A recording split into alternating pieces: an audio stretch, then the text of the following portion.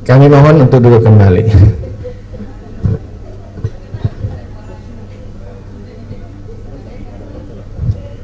Ya, selanjutnya kita akan mendengarkan sambutan dari Ketua Dewan Pendidikan Kota Makassar yang akan diwakili oleh Wakil Ketua Dewan Pendidikan Bunda Prof. Apiati Aminsah. Dengan hormat disilakan.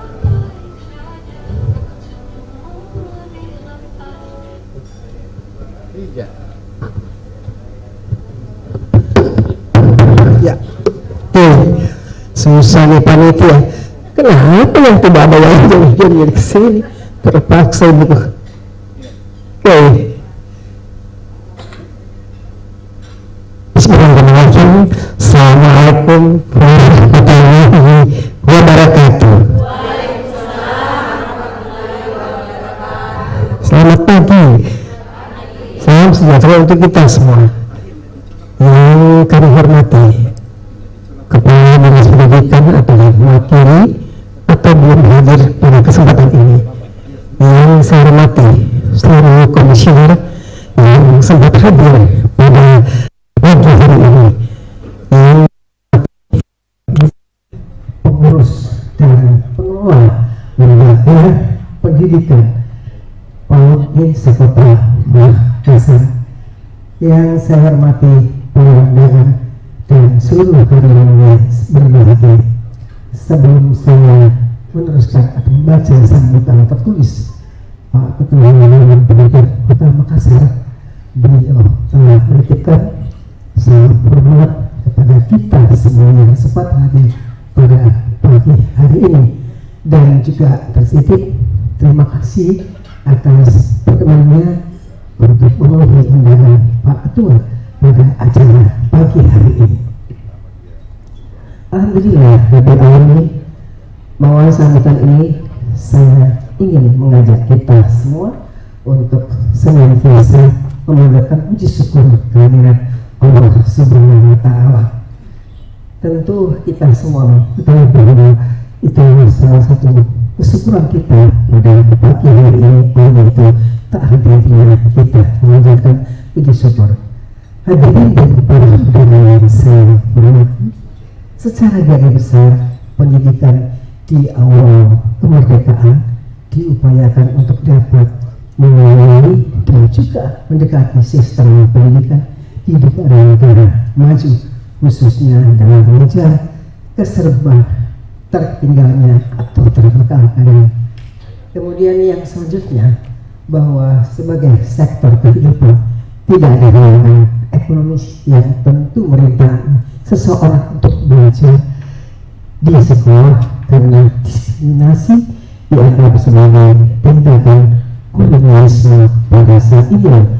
Kita merupakan era di mana setiap orang untuk merasakan bahwa dirinya sejajar dengan yang lain, serta setiap orang memiliki hak untuk mendapatkan pendidikan yang sesungguhnya.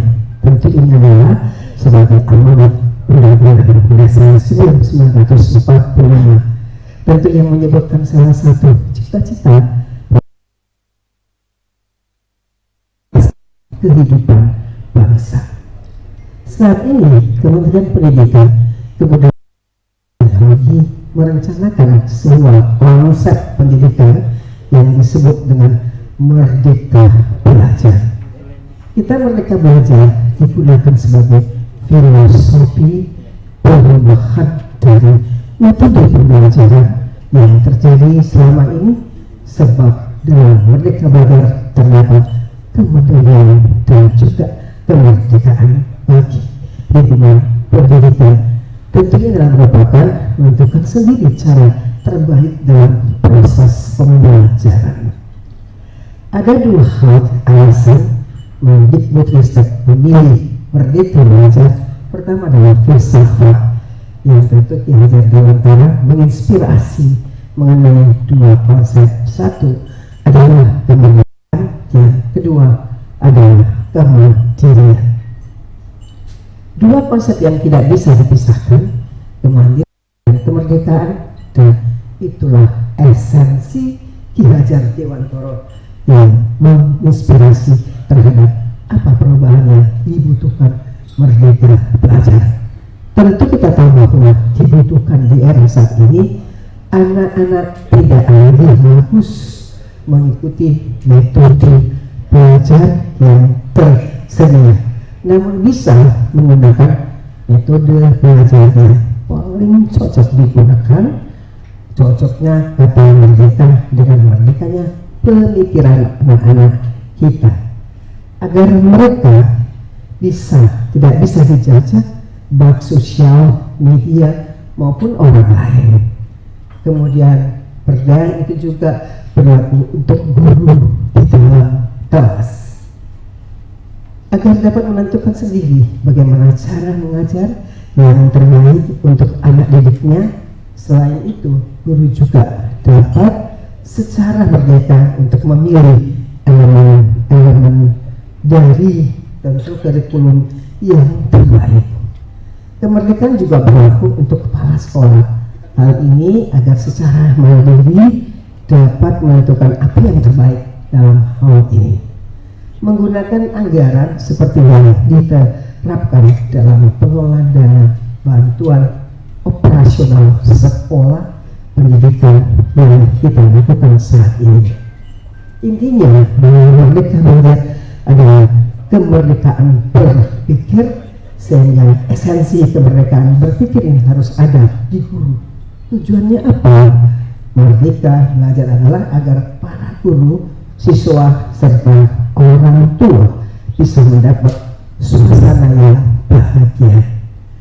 Merdeka Belajar mengarah kepada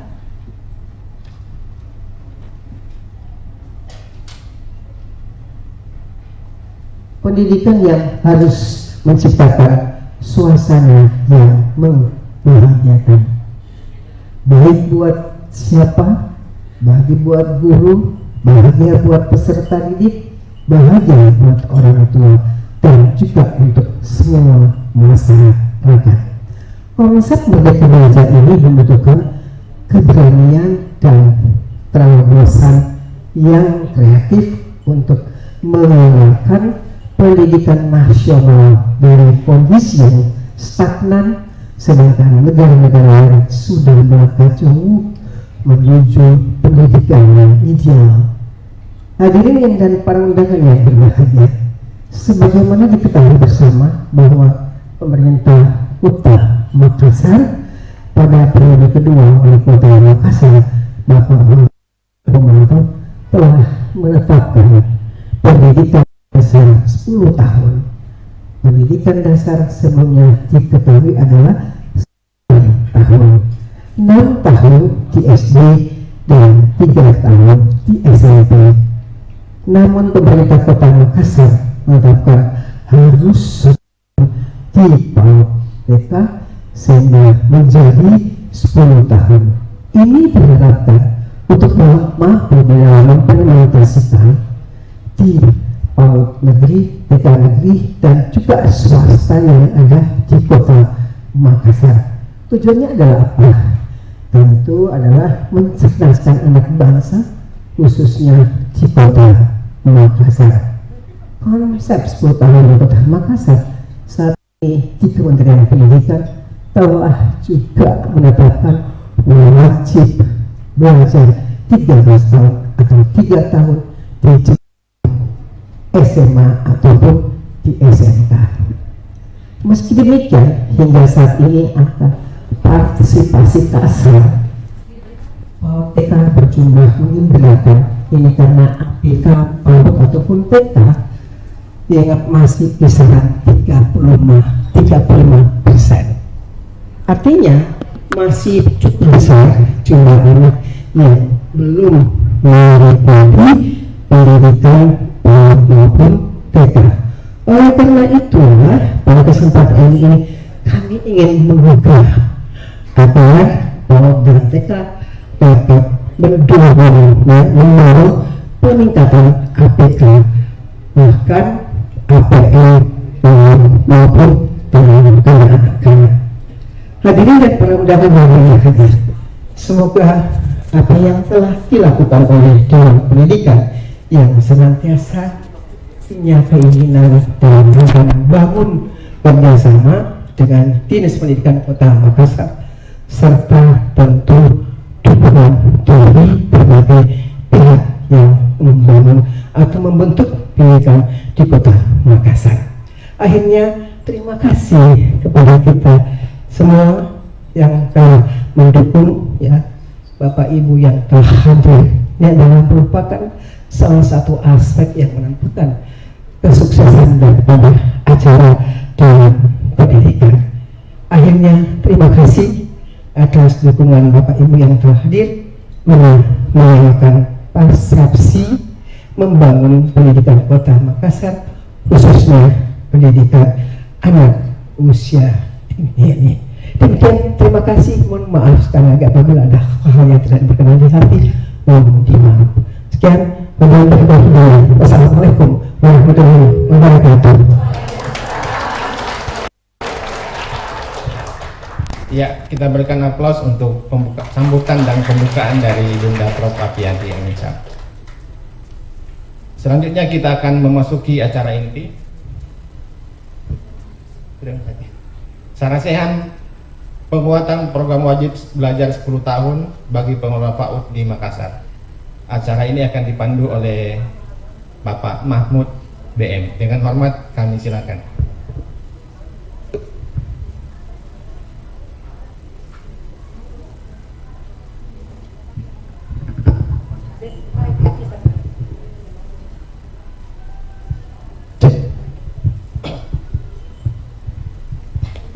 Bismillahirrahmanirrahim. Assalamualaikum warahmatullahi wabarakatuh. Selamat pagi, salam sejahtera untuk semua Bapak Ibu yang saya hormati, yang terhormat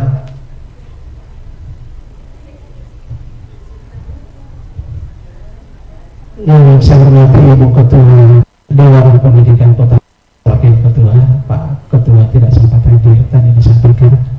Yang saya hormati Bapak Dr. A.M. Basrino MH, yang saya hormati selaku Komisioner Dewan Pendidikan Kota Makassar. Yang saya hormati teman-teman para komisioner yang sempat hadir pada kesempatan ini. Saya perkenalkan satu persatu. Selamat datang Pak Sukardi. Selamat Pak, silakan. Ada Pak Aminuddin, beliau adalah Sekretaris Dewan Pendidikan Kota Makassar. Pak Aminuddin double sekretaris ini karena beliau juga adalah Sekretaris Dinas Pendidikan Kota Makassar. Berikutnya ada Bendahara Pak Anwar, Komisioner Dewan Pendidikan. Lalu kemudian ada Pak Fahrudin Palapa yang sempat hadir, dan lainnya ada di luar, lagi bertugas di luar. Saya sendiri juga ada. Oh ya, sorry, ada Pak Sulhan yang paling jaga di sana pakai kacamata, hadir juga. Yang lainnya ada di luar. Bapak Ibu yang saya hormati, pada kesempatan ini sudah hadir di hadapan kita, di depan kita dua narasumber dalam rangka Sarasehan penguatan program wajib belajar 10 tahun bagi pengelola PAUD di Kota Makassar. Ini adalah programnya di kota, menjadikan wajib belajar pendidikan dasar menjadi 10 tahun, yang tadinya 9 tahun menjadi 10 tahun, karena PAUD TK juga adalah bagian dari wajib belajar. Maka secara otomatis kalau demikian taman kanak-kanak ijazahnya menjadi wajib untuk masuk di sekolah, menjadi wajib. Itu yang di program pemerintah Kota Makassar. Baik Bapak dan Ibu, hadir di hadapan kita Bapak Kepala BPMP Pak Sukardi sudah hadir di hadapan kita, salah satu narasumber kita. Dan yang kedua Dr. Herlina Haja Herlina MPD.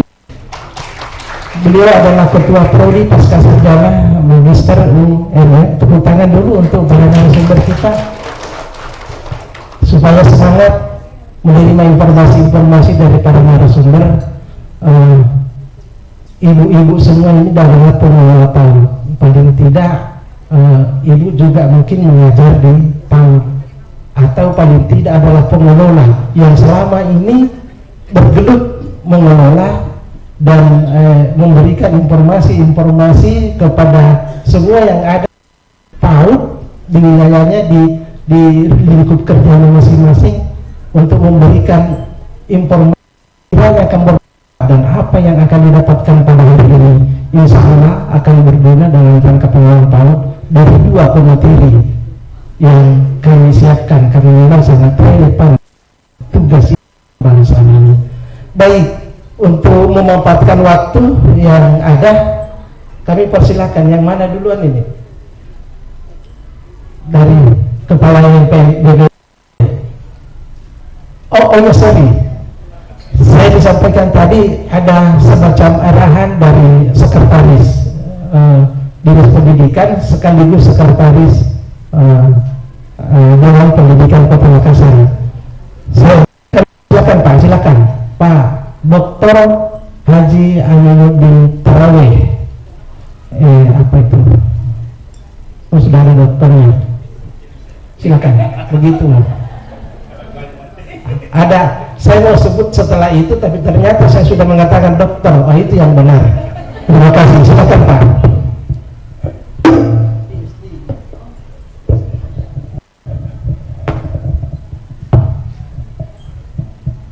Terima kasih Pak senior saya, Pak Mahmud. Bismillahirrahmanirrahim. Assalamualaikum warahmatullahi wabarakatuh. Alhamdulillahirrahmanirrahim. Wa syukurillah la haula wala quwata illa billah. Intinya saya ingin mengajak kita semua untuk senantiasa memanjatkan puji syukur kepada Allah Subhanahu wa taala, Tuhan yang Maha Esa, atas segala nikmat yang telah diberikan kepada kita semua, terutama nikmat kesehatan dan nikmat kesempatan, sehingga pada pagi hari ini kita bisa bersama-sama untuk mengikuti kegiatan serasehan yang di-branding dengan penguatan pengelola PAUD yang dilaksanakan oleh Dewan Pendidikan. Bapak Ibu yang saya hormati, dan kita banggakan bersama Bu Wakil Ketua Dewan Pendidikan Kota Makassar.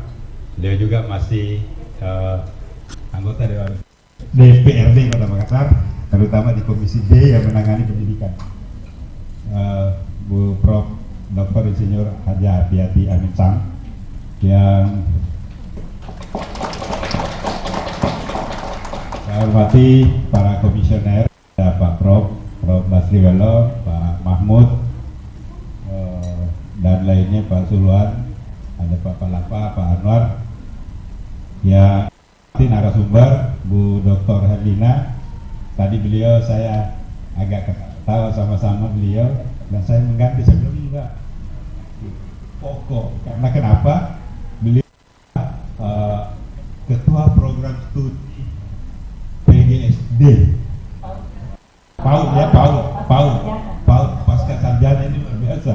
Jadi Bapak Ibu, ibu-ibu, Bapak Ibu yang mau, saya promosi nih Bu, yang mau S2, mau S3, silakan berhubungan Bu Dr. Hedi, biar agak mudah masuknya nanti pengurusannya. Yang saya hormati rekan saya ini, beliau adalah Pak Suardi, dulu juga sama kita guru di SMP Negeri 19 Setiabaya, kemudian beralih ke BBPMP, dan alhamdulillah sekarang beliau aktif di BBPMP untuk memberikan masukan-masukan kepada kita untuk penjaminan mutu pendidikan khususnya di Provinsi Sulawesi Selatan. Dan saya selalu, kalau di BBP saya minta Makassar jadi rujukan untuk Provinsi Sulawesi Selatan. Oleh karena itu Makassar diperhatikan, apalagi saya bilang kadang-kadang saya bercanda, Pak ente kan tinggal di Makassar, jadi harus diperhatikan Makassar. Bapak yang saya hormati, tadi malam saya disampaikan Pak Kadis, seharusnya Pak Kadis hari ini di sini, cuma karena Pak Kadis masih perjalanan pulang dari Jakarta, saya diminta untuk menyampaikan beberapa hal tentang program strategis pemerintah Kota Makassar. Tadi disinggung oleh Ibu Wakil Ketua Dewan Pendidikan Pak Mahmud tadi, rencana pembangunan jangka menengah daerah Kota Makassar itu untuk tahun 2021 sampai dengan 2026 itu mengkhususkan ada satu program strategis yang dituntut oleh pemerintah Kota Makassar melalui Dinas Pendidikan, itu menyukseskan program wajib belajar 10 tahun. Tadi sudah kita ketahui bahwa wajib belajar 10 tahun itu kita urut dari SMP 3 tahun, kemudian SD 6 tahun, dan 1 tahun harus ada di TK. Ini sayangnya Bapak Ibu sekalian, saya harus sampaikan ini supaya ini bisa kita mendorong kita nanti meningkatkan kualitas pendidikan, meningkatkan APK ya, khususnya APK, angka partisipasi kasar lah, angka partisipasi sekolah di Kota Makassar ini. 1 tahun di TK itu kita tahu bersama Bapak Ibu bahwa sampai sekarang selalu saya sampaikan ke setiap kali saya bicara bahwa APK itu ada di PAUD TK. Oleh karena itu mungkin kesempatan ini ada Bu Dokter, ada Pak Suhari, nanti kita bisa berdiskusi. Dia hanya APK-nya kita hanya mencapai 35%. Nah, secara matematik lulusan SD di tahun 2024 baru-baru itu mencapai 22.310 orang. Itu lulusan SD. Sehingga kalau kita petakan 35%, anggap saja yang masuk dari TK ataukah yang tidak bersekolah di TK masuk ke kelas 1 SD sama dengan yang tamat. Kalau kita kali 35%, maka masih ada baru sekitar 8 ribuan anak-anak yang, atau 9.000 anak-anak yang menikmati pendidikan PAUD TK setiap tahun. Nah, kalau 22.310 dikurang dengan 9 ribuan itu masih ada kurang lebih 13.000 anak yang tidak menikmati PAUD TK kemudian langsung masuk SD. Ini tersebar. Sementara pemerintah Kota Makassar itu melalui bantuan Bapak Ibu sekalian yang ada di depan saya, kita punya TK negeri sekarang cuma 1 yang ada di Talok. Yang ada yang baru yang dibangun 2 belum beroperasi karena masih ada beberapa hal yang harus disiapkan. Nah, jumlah PAUD TK kita itu ada 673. Kurang 1, kurang 1 ya. Negerinya 1, artinya 672 itu swasta semua. 672, bayangkan cukup banyak Pak, Bapak Ibu. Kalau kita rata-ratakan per kelurahan di Makassar itu ada 153 kelurahan. Kalau 673 dibagi dengan 153 kelurahan, artinya ada rata-rata 4 sekolah PAUD TK ada di setiap kelurahan. Nah, RW itu di Makassar paling banter ada 9. Jadi ada 1 TK di 2 RW. Jadi saya hitung begitulah. Artinya sebenarnya yang saya mau bilang bahwa sebenarnya masyarakat tidak ada alasan untuk tidak, kalau aksesibilitas yang kita bicarakan, ada akses yang sudah disiapkan baik oleh pemerintah maupun oleh masyarakat. Masyarakat tentu Bapak Ibu sekalian pada hari ini adalah kelompok di situ yang sudah menyiapkan sebenarnya akses untuk orang-orang bisa bersekolah. Sayangnya Bapak Ibu sekalian masih ada teman kepala sekolah sampaikan kepada saya, teman kepala sekolah TK, Pak, bisa kayak itu kalau kita jemput jemput anak-anak. Saya bilang, wah itu lebih bagus, dijemput di rumahnya. Saya bilang, saya suka itu kalau ibu mau jemput di anak-anak ya kan, biar letak di situ supaya penuh setiap tahun. Nah, Bapak Ibu yang saya hormati, kalau kita lihat jumlah peserta didik yang ada di TK, di PAUD TK itu cuma hampir rata-rata 20 sampai 40, ada yang di bawah malah. Jadi memang kalau 6 kali 4 harusnya ini yang 22.000 tadi, yang saya hitung 22.310 tadi, itu sudah semua 40 orang Pak, 6 kali 4 24 sudah terpenuhi sebenarnya 40 orang setiap, tapi belum juga. Nah, kalau begitu kita bisa berasumsi bahwa masih ada di bawah 20 tentu saja ya Bapak Ibu. Nah Bapak Ibu yang saya hormati, khusus untuk PAUD TK, saya juga ingin mengingatkan, mumpung ada Pak Suardi, nanti mungkin bisa disampaikan Pak.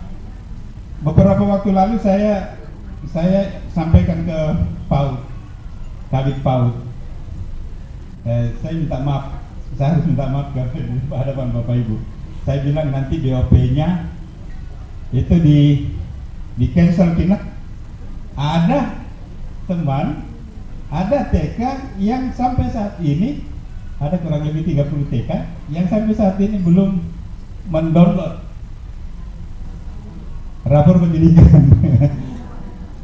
Baru-baru mendownload, baru-baru mengeksplorasi, mendownload saja enggak. Nah ini kesempatan ini saya sampaikan. Saya kira yang hadir di sini, yang diundang sama Dewan Pendidikan sudah semua. Ini untuk Bapak Ibu sekalian. Jadi saya bilang sama kabitnya, Pak Kabit, ini saya mau Pak Kabit bertanggung jawab. Tidak ada PAUD TK di Kota Makassar itu tidak mendownload dan tidak mengeksplorasi rapor pendidikan yang sudah ada. Gampang kok bahasanya ya. Tidak sampai 10 menit sudah bisa. Bapak Ibu yang saya hormati, saya sampaikan kalau itu tidak dilakukan, BOP-nya jangan dicairkan. Sama dengan bos Bapak Ibu. Bos SD itu ada 70-an, karena jumlahnya kemarin itu saya rasa 66 yang belum itu, 70 lebih. Saya bilang, saya tidak akan mencairkan dana bosnya kalau tidak mendownload dengan tidak mengeksplorasi rapor pendidikannya. Kenapa? Karena begini, Bapak Ibu tidak akan mampu untuk berpikir, merencanakan apa yang Bapak Ibu buat ketika rapor pendidikan itu Bapak Ibu tidak buka. Itu. Hari langsung selesai itu, sisa 2. Kemarin itu sisa 2. Saya bilang, jadi staf saya bilang, Pak, Bapak tanda tangan enggak? Saya tidak. Pokoknya tidak. Kalau saya bilang tidak. Kau tahu kan? Kalau saya bilang tidak ada. Jangan tanda tangan. Kabit PAUD jangan tanda tangan. Kalau Bapak tanda tangan berarti Bapak yang bertanggung. Ya, siap Pak. Oke, kita jalan. Alhamdulillah kalau SD itu dalam 1 hari mereka mengupload dan mengeksplorasi. Nah, saya bilang tugasnya nanti izin Pak, saya sudah sampaikan kemarin juga Pak Kepala BPMP. Tugas keduanya adalah nanti bulan September hasil eksplorasi itu harus dibuat dalam bentuk matrik untuk menetapkan ini permasalahan di sekolah saya dan ini yang saya mau buat. Sehingga inilah yang disebut dengan perencanaan berbasis data. Ini nih, saya sebenarnya Bapak Ibu, ini yang saya ingin sampaikan. Mudah-mudahan nanti di kesempatan ini ada, memang sengaja kami undang BPP Pak, dan untuk mungkin merefresh kita punya pengetahuan terhadap pengelolaan PAUD, ada Bu Dr. Helina yang kita undang, sehingga nanti Bapak Ibu sekalian mudah-mudahan kita keluar dari sini kita punya masing-masing persepsi kita sama bagaimana membangun PAUD TK di Kota Makassar khususnya. Saya kira ini yang paling penting. Mudah-mudahan apa yang kita lakukan pada hari ini bisa bermanfaat, diridhoi oleh Allah Subhanahu wa Ta'ala, Tuhan yang Maha Esa. Saya kira itu, dan saya mohon izin bergeser. Saya harus bergeser, langsung bergeser Pak ke Balai Kota karena harus pimpin rapat. Terima kasih Pak, izin Pak Moderator. Saya akhiri. Wassalamualaikum warahmatullahi wabarakatuh. Aplaus dulu untuk Pak. Terima kasih Bapak Sekretaris Dinas Pendidikan Kota Makassar yang sekaligus mewakili Pak Kepala Dinas Pendidikan karena beliau belum sempat hadir, masih dalam perjalanan. Bapak Ibu yang saya hormati, saatnya kita memasuki materi yang ada ya. ini sangat penting karena tugas kita beliau ini adalah pakarnya keduanya. Saya persilakan dulu mewakili atau ibu dulu ya, karena ibu duluan datang berdasarkan karena beliau duluan datang. Silakan Ibu Dr. Herlina, silakan MPD ya, Dr. Herlina MPD, silakan.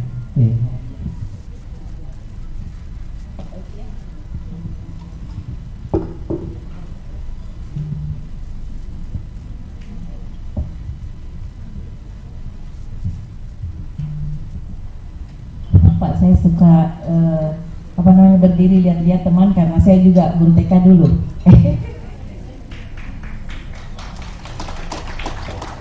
Ya. Bismillahirrahmanirrahim. Assalamualaikum warahmatullahi wabarakatuh. Yang terhormat Dewan Pendidikan, Ibu Profesor Hati-Hati yang menjadi idola saya, Bu Prof. yang selalu energik. Oke. Yang saya hormati komisioner Dewan Pendidikan yang hadir pada hari ini, termasuk Bapak Profesor Dr. Basri Welo, yang beliau itu adalah dosen saya dulu waktu S2 PAUD. Ketemu lagi, Masya Allah. Beliau juga adalah salah satu dosen idola saya juga gitu. Akhirnya saya juga ke narasumber Bapak Pak Mahmud. Beliau itu adalah kepala dinas saya dulu, Pak, waktu jadi guru di Kota Makassar. Dan terus kepada Bapak yang mewakili Ketua BPMP, Kepala BPMP, kita tetangga, Pak. Saya anggota Badan Akreditasi, sekarang dulu PAUD, sekarang PDM. Jadi kita bermitra di kantornya. Iya. Kebetulan kemarin itu saya ketua BAN, sekarang enggak lagi karena sudah bergabung. Saya sudah cukup tua untuk mengelola. Baik, pertama-tama Pak Sekretaris juga yang saya hormati dan teman-teman semua. Teman-teman semua yang tercinta yang hadir pada hari ini, pengelola PAUD. Ya. Di sini semua, Pak, teman-temanku. Ada teman-temanku semua di sini. Ya kan? Ada yang seangkatan dengan saya 85 sudah jadi pegawai negeri. Ya, saya tamatan SPTK. Mungkin teman-teman sudah tahu semua di sini, teman-teman semua. Iya, oke, baik. Pertama-tama tentu marilah kita panjatkan puji syukur kehadirat Allah Subhanahu wa taala. Karena pada hari ini kita masih diberikan rahmat kesehatan, diberikan rahmat kesempatan untuk hadir pada Sarasehan. Sarasehan pemuatan program wajib belajar 10 tahun bagi pengelola PAUD Kota Makassar. Alhamdulillah. Tentunya sebagai umat muslim, marilah kita bersama-sama bersalawat kepada junjungan kita Nabi besar Muhammad sallallahu alaihi wasallam. Baik, Bapak dan Ibu sekalian, kalau tidak kenal maka tak salah. Mungkin ada di antara teman-teman tidak mengenal Ibu Herlina.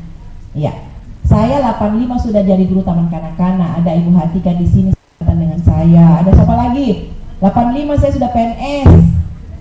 Ya, guru taman kanak-kanak. Dulu kepala dinasnya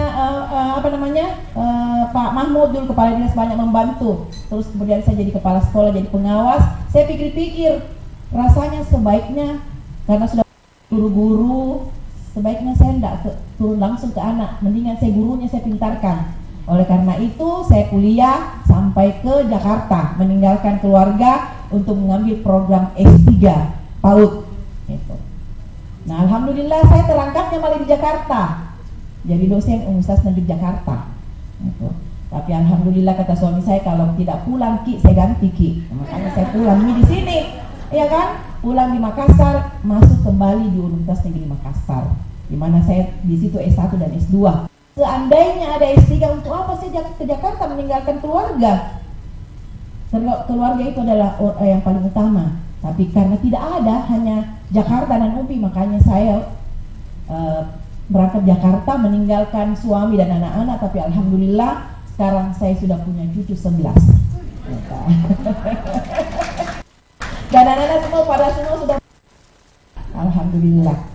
Baik, itu kan kebanggaan kita, harta tidak disebut, tapi anak dan cucu yang kita sebut, kita sudah sangat berbahagia. Oke, baik. Saya tadi mendengar sambutan dari Ibu Wakil Dewan itu, Masya Allah. Wajib PAUD itu dulu tahun 85 itu belum ada, biar di kementerian di pusat tidak ada yang bilang wajib PAUD, tidak ada sampai sekarang. Saya dengar ini di Makassar, Masya Allah. Betul tidak? Dulu kita kan tidak ada, boleh masuk SD langsung saja masuk ke SD tidak melalui PAUD. Ini kita sangat berbahagia. Kenapa? Sudah wajib PAUD. Ya, itu doa saya dulu waktu sama anak-anak. Biasanya saya suruh orang tua masuk PAUD, tidak ada yang mau, langsung mau masuk SD. Nah, sekarang kita ada wajib PAUD. Ini adalah rahmat Allah yang diberikan kepada kita.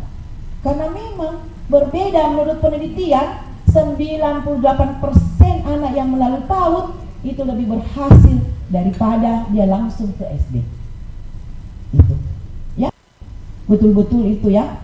Ya, jadi kalau PAUD itu saya jelaskan Bapak dan Ibu sekalian, PAUD itu seperti payung. Di dalamnya ada taman kanak-kanak, jadi pendidikan anak usia dini. Di dalamnya ada TK, apalagi kelompok bermain, KB, keluarga berencana nanti. Kelompok bermain, bahasa Bugisnya adalah playgroup. Bahasa Bugis, bahasa Inggris gitu. Terus ada TPA, apalagi PAUD sejenis yang ada di Yandu gitu. Ya, ada di puskesmas gitu semua. Ini semua sudah hatam dengan yang namanya PAUD. Jadi PAUD itu seperti payung, di dalamnya ada TK, kelompok bermain, PSS, PAUD sejenis, ya, kemudian penitipan anak, lain-lain yang telah diakui oleh Kementerian Ristek. Sebelum saya lanjut, gampang itu, materi. Tadi saya mendengarkan ada rapor mutu, sebenarnya tugasnya Bapak ini, tetapi saya memberikan dulu. Apa yang susah, Bu?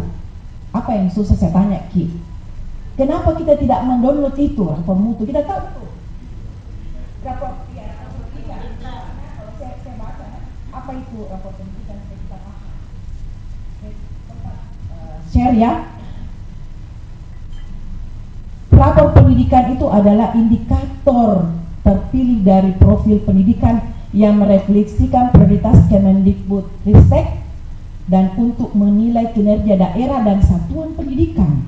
Jadi kalau kita tidak mendownload itu, apa, Bu? Bagaimana kita mau diukur satuan pendidikan kita berkualitas atau tidak? Nanti lebih banyak dijelaskan oleh Bapak nanti. Apa susahnya, Bu? Sekarang tidak ada lagi yang susah. Sudah ada Om dan Tante Google. Jadi sudah ada Om Tante Google. Ada lagi satu, Bu. Kalau kita membuat sesuatu, kita bisa klik dia. Iya kan?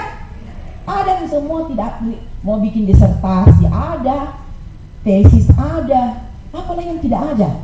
Apa yang susah, Bu? Tahu kalau SD kan ada apanya? Ada apanya namanya kalau SD? Apa? Ada yang bantu. Apa namanya lagi, Bu? Operator. Di PAUD juga ada kan? Saya dulu jadi ketua ban, ya kan? Sudah sangat, Pak Sekretaris sudah sangat saya jempol itu. Apa yang susah, Bu? Apa? Kalau kita tidak bisa kasih bantuan anak ataukah teman-teman, ya jangan, Bu, karena itu BOP juga. Ini saya malah banyak juga itu, Bu, Tabe, mungkin tidak di sini, tidak mau diakreditasi sekolahnya. Heran saya, bagaimana mau dilihat kualitas sekolah? Kalau tidak berakreditasi, saya waktu tahun 2023 kepala ketua Ban PAUD Provinsi Sulawesi Selatan, saya sampai buru-buru itu, Bu, tengah malam saya bilang, lapor asesor, Bu, tidak mau diakreditasi. Di Kota Makassar ini ada TK, tidak mau diakreditasi, katanya dia tidak dapat BOP dan sebagainya. Kenapa bisa begitu? Bagaimana kita mau tahu kualitas tak? Diakreditasi itu mau ditahu kualitas tak? Kita tidak jalan seenaknya saja, dipantau itu standar-standar yang kita gunakan, bagaimana mengelola keuangan dan sebagainya. Kenapa itu? Tidak tahu, Kak, Bu IT? Tidak, era sekarang itu harus belajar, tidak ada kata terlambat. Belajar tentang IT itu, Bu, ada di Om Tante Google tutorialnya, ya, tutorialnya. Yang penting ada Kotata. Nggak usah itu pembelajaran komputer, tidak usah di kursus. Duduk-duduk di HP, kita lebih banyak WhatsApp panjang lebar. Kita tidak mau belajar mendownload bagaimana. Tutorial ada, Bu. Tutorial ada. Bagaimana mendownload rapor pendidikan. Anak tak kesamping tak untuk diajar atau berkelompok di KKG itu menggunakan ada KKG kelompok kerja guru atau kepala sekolah. Di situ kita nanti minta bantuan, yang malu saya saja, Bu, yang sudah S3, kalau ada S1 yang pintar, S2 saya panggil sini ajar Kak dulu nak. Begitu ya. Oke. Saya ini mendengar ini karena saya tergugah, subhanallah. Saya hadir di sini ternyata Allah memberikan bahwa itu dulu cita-citamu bahwa PAUD itu wajib. Itu sudah terjawab. Itu selalu doaku sepanjang saya hidup. Karena saya tidak pernah dipanggil mengajar jadi SMA, tidak mau. Saya mau di perguruan tinggi itu pun saya jadi dosen PAUD. Saya tidak mau di jurusan lain. Jadi taman kanak-kanak, S1, S2, PAUD semua.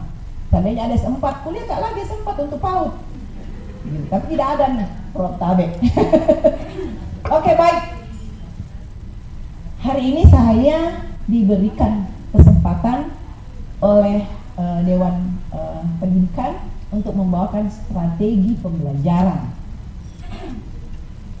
Tahu, Bu? Sekarang kita kurikulum merdeka deh, karena sudah dijelaskan dengan jelas oleh Ibu Wakil Dewan, ya, Dewan Pendidikan, bahwa kita sudah pada kurikulum merdeka. Tadi disebutkan Ki Hajar Dewantara. Sampai ke Ki Hajar Dewantara, Bu, Tabe, jangan sampai kita lupa.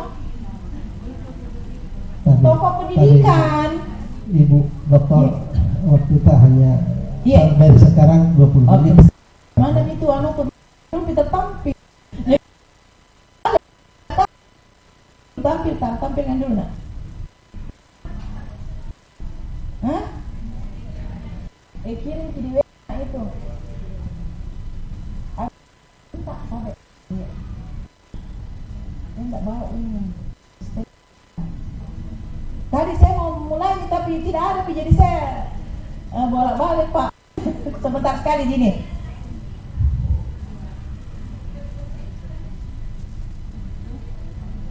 Di laptop.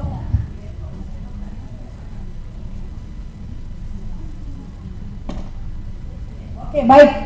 Saya mulai dengan strategi pembelajaran yang saya diberikan waktu sedikit untuk Bapak dan Ibu sekalian karena panjang ini panjang materi ya. Yang mau disampaikan kayak lebih penting karena ini biasa kita lakukan strategi pembelajaran.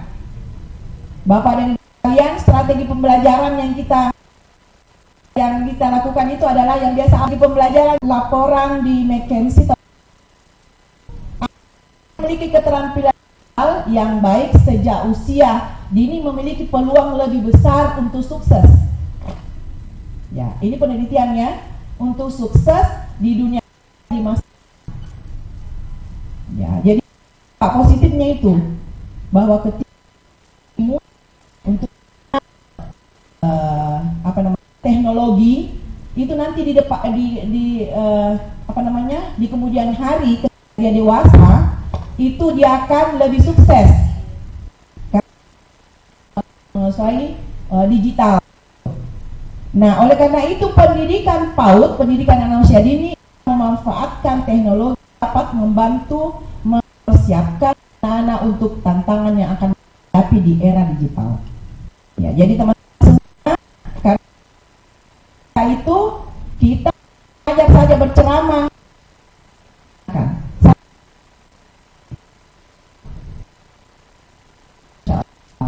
Berarti Bapak dan Ibu ya, Bapak juga ada di situ. Bapak dan Ibu sudah menggunakan salah satu untuk meningkatkan digital, ya, pendidikan digital. Oke, baik, lanjut. Kurikulum Merdeka di PAUD itu adalah kurikulum yang menguatkan kegiatan bermain yang bermakna sebagai proses pembelajaran. Jadi intinya kurikulum Merdeka adalah memberikan kesempatan untuk tidak usah Bu, nanti saya berikan materinya karena ini penting ya. Karena apa? Kurikulum PAUD itu memberikan kesempatan kepada anak dalam tanda kutip bahwa merdeka. Merdeka bukan berarti mau-maunya, tetapi kita guru pendidik itu berusaha untuk memberikan kebutuhan. Tadi kita sebutkan KTSP sesuai dengan keadaan sekolah. Jadi fasilitas-fasilitas dari sekolah tersebut, dari taman kanak-kanak misalnya Masita dengan TK Pertiwi, itu bisa saja tidak sama. Gurunya sama, alumni PAUD, S2 PAUD, tetapi alat-alat yang digunakan belum tentu sama. Nah itu dengan keadaan sekolah kita. Kadang-kadang di kurikulum itu ada naik sepeda indikatornya, tapi kita tidak punya sepeda. Apakah kita harus beli sepeda terus tidak ada uang? Apa yang kita lakukan? Membuat permainan seperti sepeda. Seperti itu konsepnya. Artinya dalam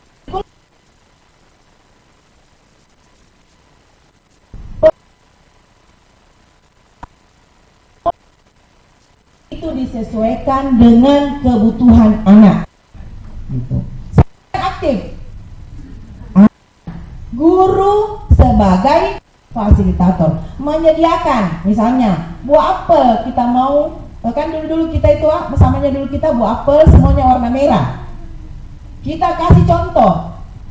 Tidak begitu sekarang. Apa yang kita lakukan? Menunjukkan gambar dan anak-anak menebak. Apakah apelnya warna merah saja? Tidak, karena ada juga apel warna hijau, ada lagi warna orange, ada lagi warna hitam. Ada tuh? Nah, kenapa ada hitam? Tuh, itulah. Oleh karena itu jangan selalu menganggap, membayangkan anak bahwa apel selalu merah. Itulah salah satu kunci kurikulum merdeka. Memberikan kesempatan kepada anak untuk berekspresi, karena biasanya dia lihat apel hitam, kita bilang itu apel warna merah, gambar tak warna merah, sudah ditunjukkan warna merah, sehingga persepsi anak itu merah di apel. Kalau bukan merah berarti bukan apel. Nah sekarang tidak begitu di era sekarang. Ya? Oke, bagus. Saya kira tidak ada lagi di Kota Makassar, begitu ya? Oke, lanjut. Kemudian strategi pembelajaran atau di metode pembelajaran kita gunakan ada menyanyi, apalagi bercerita, apalagi bereksplorasi. Itu yang kita tahu tuh. Padahal sebenarnya di kurikulum merdeka ada strategi pembelajaran yang disebut dengan pembelajaran berbasis proyek. Apa kita sudah lakukan itu? Tadi sebelum saya penjelasannya. Biasa kita lakukan di TK? Biasa nih. Cuma kita tidak tahu bahwa oh ini yang di dalam PBJL. Itu biasa nih kita lakukan sayang. Cuman kita tidak kenal namanya apa, kerennya apa. Seperti itu ya? Oke, baik. Silakan penjelasannya. Nah, pembelajaran berbasis proyek adalah yang mendorong anak untuk belajar melalui proyek nyata. Contohnya, salah satu contohnya adalah membuat kebun mini di sekolah. Biasanya kita lakukan itu. Yang sampai di dalam kelas terus. Bukan itu kurikulum merdeka namanya? Iya. Oke ya. Jangan masih foto, saya kasih ki materinya. Iya. Berbagi ilmu itu sangat bermanfaat, beramal. Ya, sama ki foto-foto. Kita foto misalnya saya. Oke lah. Nah, strategi pembelajaran yang biasa kita lakukan tapi keren namanya. Apa itu? Pembelajaran berbasis masalah. Aduh, kenapa lagi anak TK disuruh membahas masalah? Biasa kita lakukan tidak?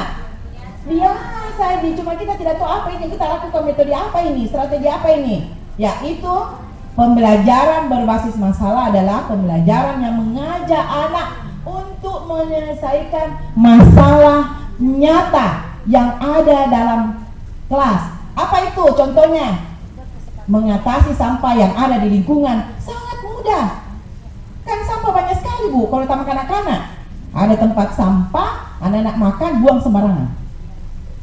Nah, kita ajak berpikir, jangan buang sampah di situ. Kenapa? Kotor. Bukan itu saja yang kita ajarkan.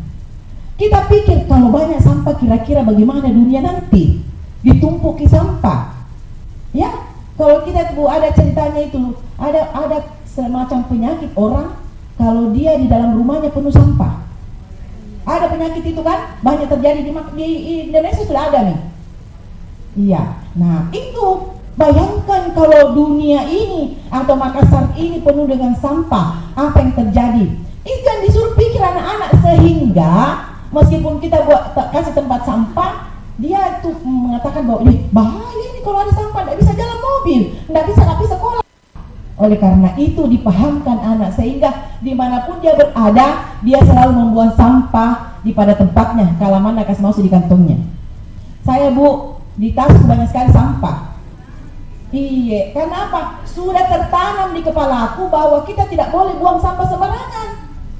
Saya cari sampah di sini tidak ada, di hotel ini tidak ada, makanya saya kasih masuk makanya saya bawa plastik, karena ada tong itu sampah busuk tong itu kalau kue.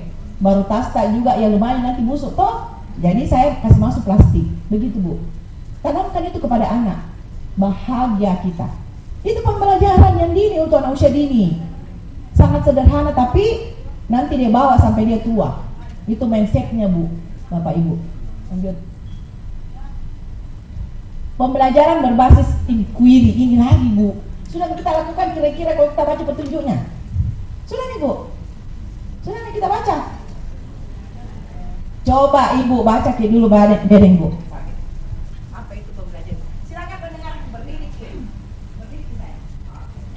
Pembelajaran berbasis inquiry adalah pembelajaran yang mendorong anak untuk bertanya dan mencari tahu, contohnya mencari tahu tentang cuaca. Nah itu biasa kita lakukan tapi kita tidak tahu ternyata itu inquiry. Ini inquiry Pak. Iya. Nah, itu kalau ada kegiatan-kegiatan ini salah satu contohnya Bu. Maksudnya adalah anak disuruh bertanya. Tabe Bu, mohon maaf saya termasuk orangnya. Kadang-kadang waktu sekolah dilarang guru tak bertanya. Diam kau semua, tutup mulut kunci. Kalau begitu. Sekarang guru kuno itu yang bilang dulu lipat tangan kunci mulut. Adakah mulut dikunci? Oleh karena itu Bu, sekarang penelitian mengatakan, saya bilang penelitian karena suka meneliti sekarang. Penelitian mengatakan 93% seharusnya anak itu belajar berkelompok. Kelompoknya yang bagus adalah 4 sampai 5 tahun. 4 sampai 5 anak. 5 tahun oke, maaf. 4 sampai 5 anak. Cepat-cepat Kak ini kan waktuku sedikit Ji. Nah, saya mau kasih toki yang lebih bagus. Sampai 5 anak, kalau lebih dari itu tidak efisien. Oke, baik. Paham Ki? Betul Ki? Tidak ada jam mengantuk. Oke, lanjut. Ada lagi strategi yang kita biasa lakukan, kita tidak tahu itu apa itu namanya. Ini disebut dengan discovery learning. Ya, learning. Nah, sekarang saya minta Ibu bacakan. Begini kalau orang mengajar anak disuruh, bukan ibu guru yang aktif.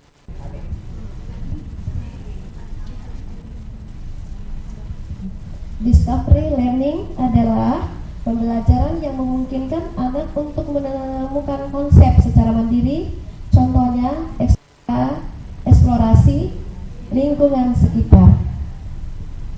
Ini adalah salah satu strategi pembelajaran di kurikulum Merdeka. Anak dibawa keluar untuk melihat situasi yang ada di sekolahnya, di dekat sekolahnya. Kenapa? Anak diajar untuk mengenal lingkungan. Jangan dia main HP terus. Tidak.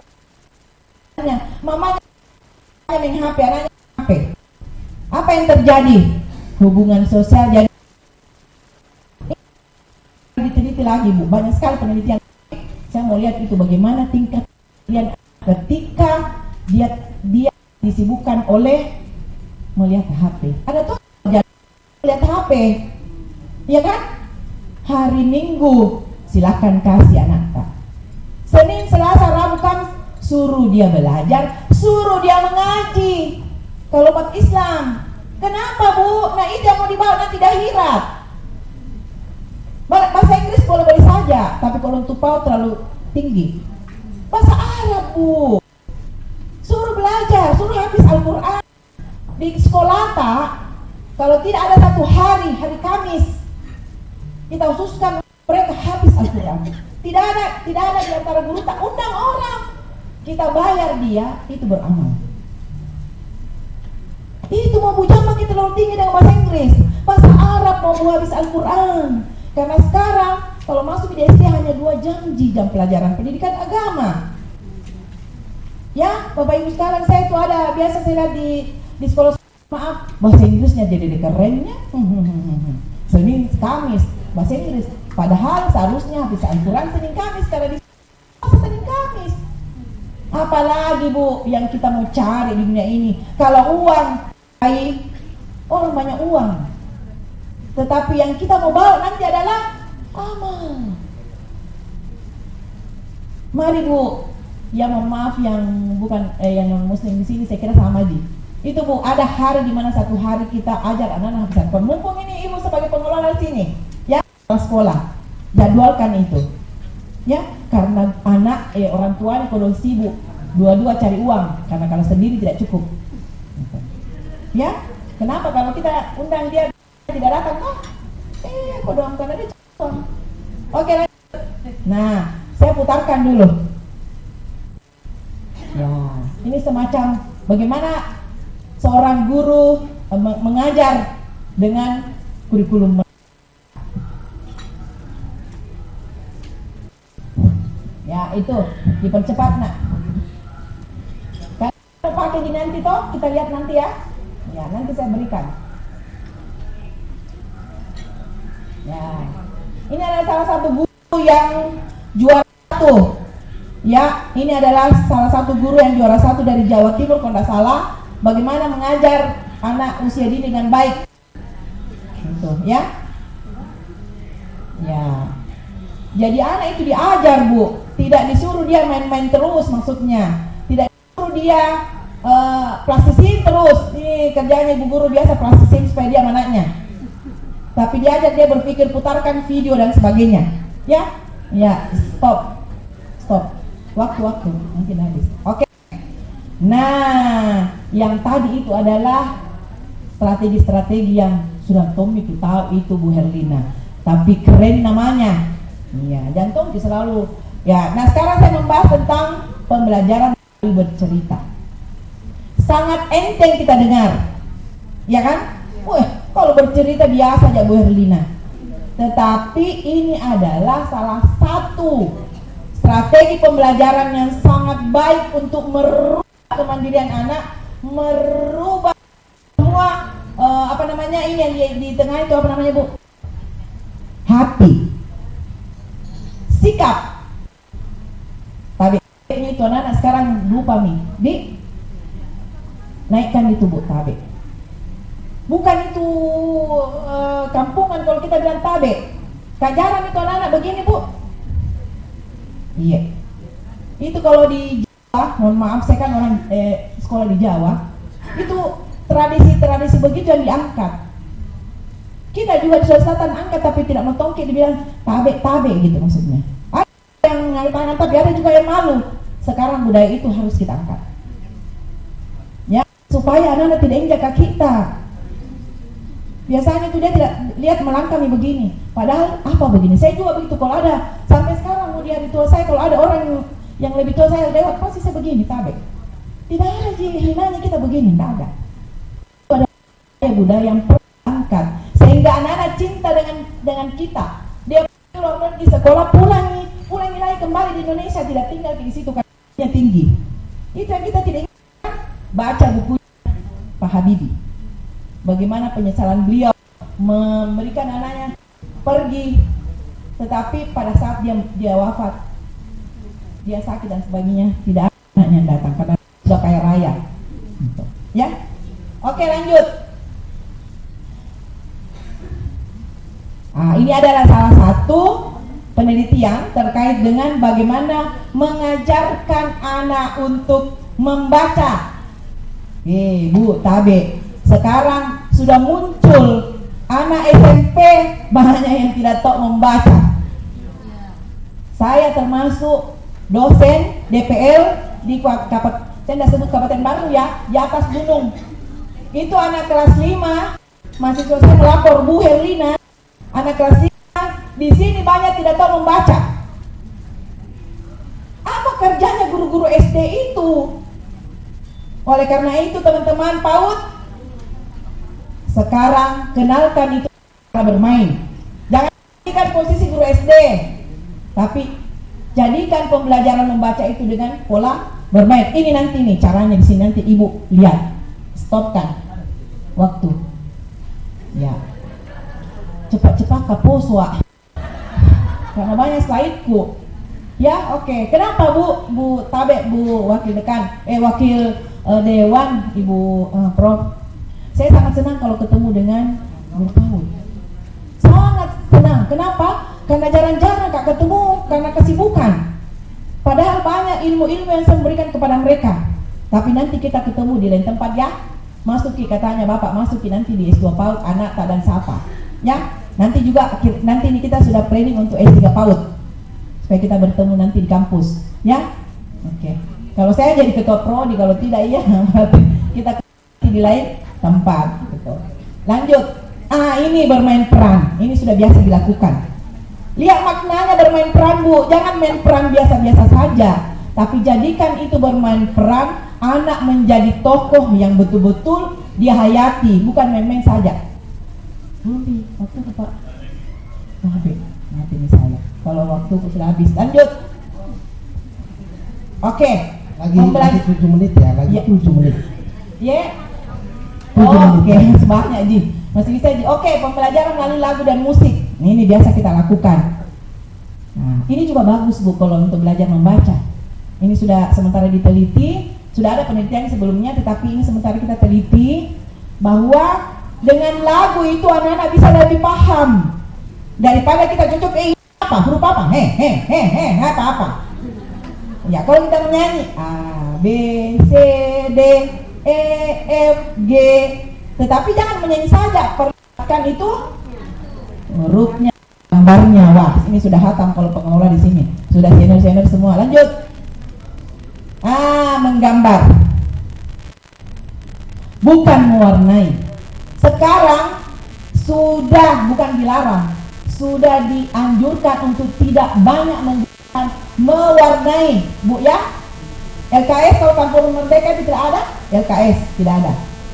Kalau namanya Merdeka tidak. Jadi menggambar itu meningkatkan imajinasi. Kenapa di taman? Karena penuh dengan gambar-gambar di temboknya. Apa itu maksudnya, Bu? Supaya kalau kita suruh menggambar bebas, dia gambar itu di sekitar tembok.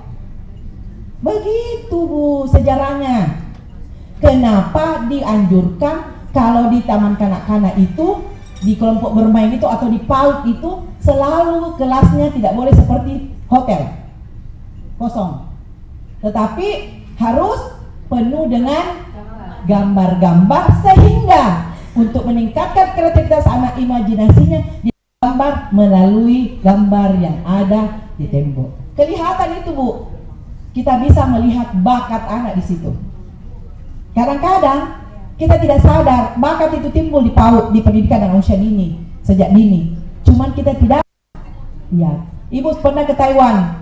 Di Taiwan itu saya pernah lolos penelitian Taiwan. Itu the best.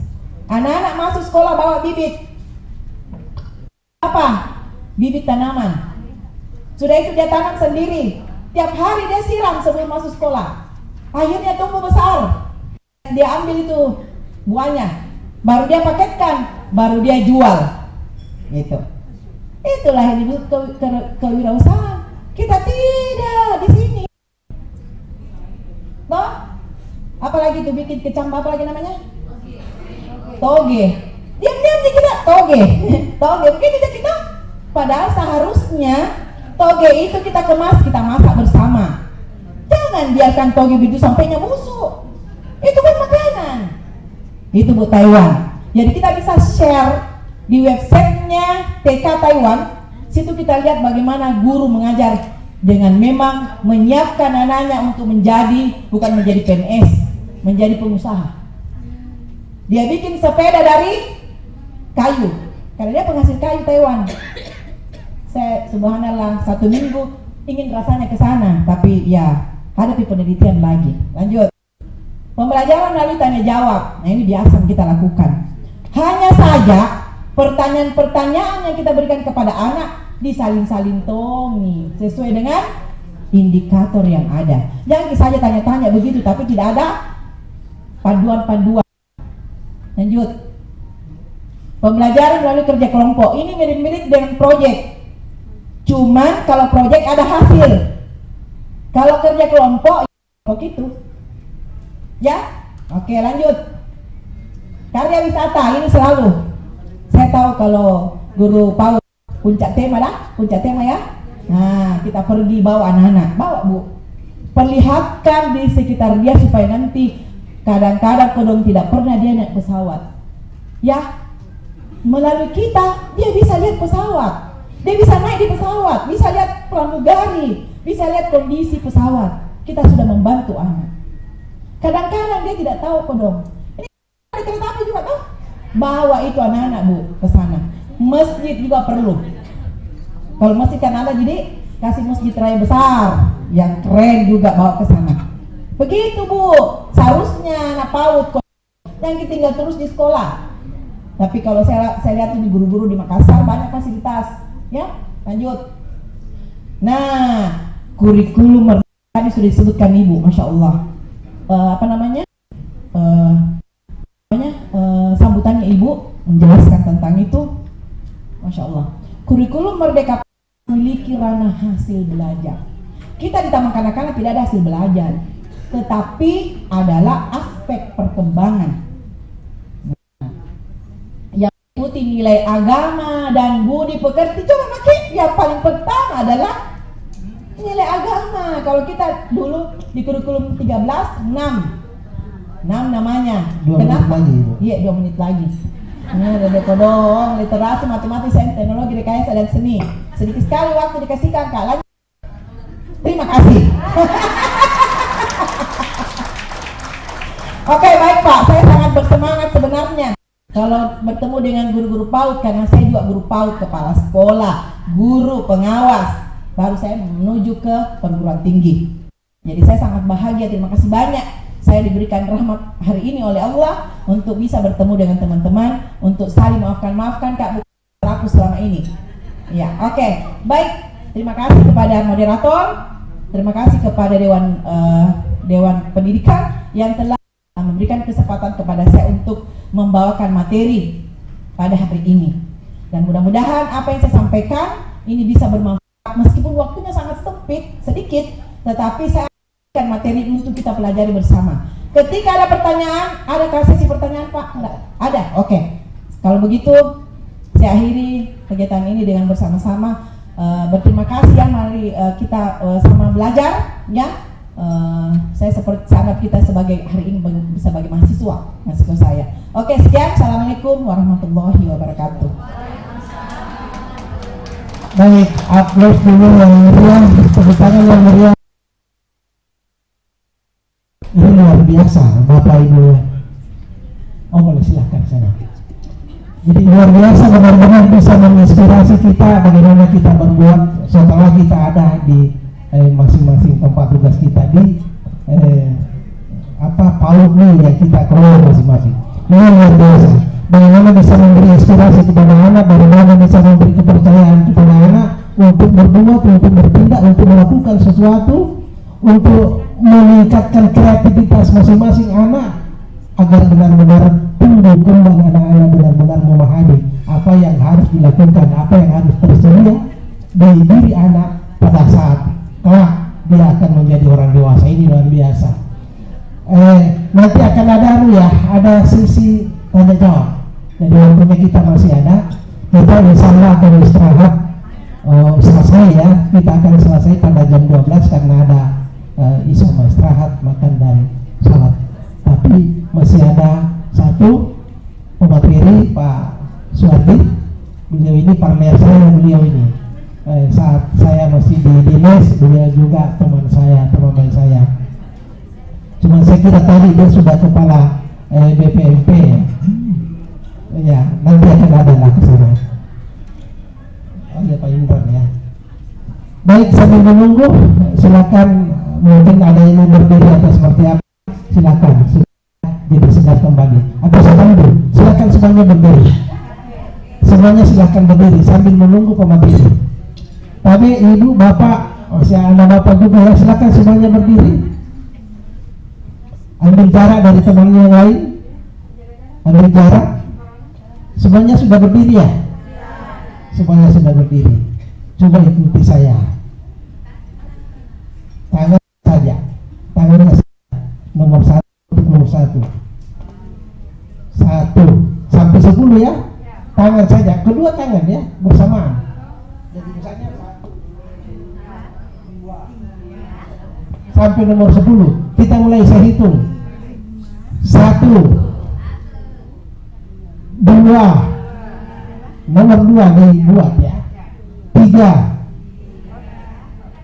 4, 5, 6, 7, 8, 9, 10. Tepuk tangan semuanya. Pasti sehat. Selanjutnya silakan dulu Bapak Ibu sekalian, dan saya persilakan kepada Pak Suwardi untuk menyampaikan materi. Bismillahirrahmanirrahim. Assalamualaikum warahmatullahi wabarakatuh. Selamat pagi, salam sejahtera untuk kita semua. Dan pertama-tama, marilah kita senantiasa selalu mengucapkan kepada Nabi Muhammad SAW selaku umat Islam yang selalu mengingat kepada Rasulullah selaku pemberi jalan yang terang buat kita semua. Bapak Ibu yang saya hormati, pertama saya menyampaikan permohonan maaf Bapak Kepala Balai.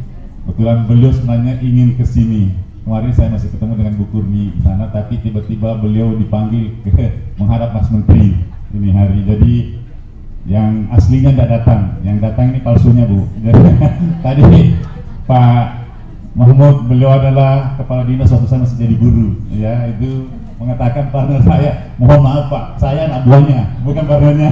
Jadi itu. Nah, jadi Bapak Ibu, kami diberi amanah untuk menyampaikan materi terkait dengan asesmen nasional dan rapor pendidikan. Ini yang seksi buat teman-teman di PAUD sekarang. Ya, izin Ibu Prof, beliau adalah pembina saya waktu saya masih aktif main voli di Balai Kota. Dulu ada tim voli Kota Makassar, putra putri. Beliau pembina kami, ya, lama baru ketemu Bu Prof. Ya, waktu itu kami dibawa-bawa ke tempat Angkatan Udara, ke Polda untuk bertemu main voli di sana dengan ibu-ibu Dharma Wanita berkaitan dengan. Makasih banyak Bro. Dari Bapak Ibu, terkait dengan asesmen nasional ini sebenarnya bukan barang baru lagi. Pak Suwardi, waktu kita 30 menit Pak ya dari sekarang. Oh iya. Berarti jam 12. Oke, terima kasih. Selain saya hanya 7 ini. Ya benar Pak. Jadi asesmen nasional itu bukan lagi barang baru buat teman-teman guru, ya, baik di PAUD, ya, maupun SD, SMP dan sekolah menengah. Karena asesmen nasional ini adalah episode pertama dari Merdeka Belajar yang disampaikan oleh Mas Menteri Pak Nadiem, ya. Itu episode pertama itu penggantian ujian nasional menjadi asesmen nasional. Bapak Ibu ya, kita lihat apa itu asesmen nasional. Bapak Ibu, ini adalah evaluasi sistem pendidikan, penilaian individu terhadap siswa, guru dan kepala sekolah. Benar Ibu? Siswa, guru, dan kepala sekolah. Kalau di PAUD pasti guru dan kepala sekolah kan? Itu linjar. Ya, selinjar Bapak Ibu. Ya, gitu. Makanya kita isi dengan apa keadaannya.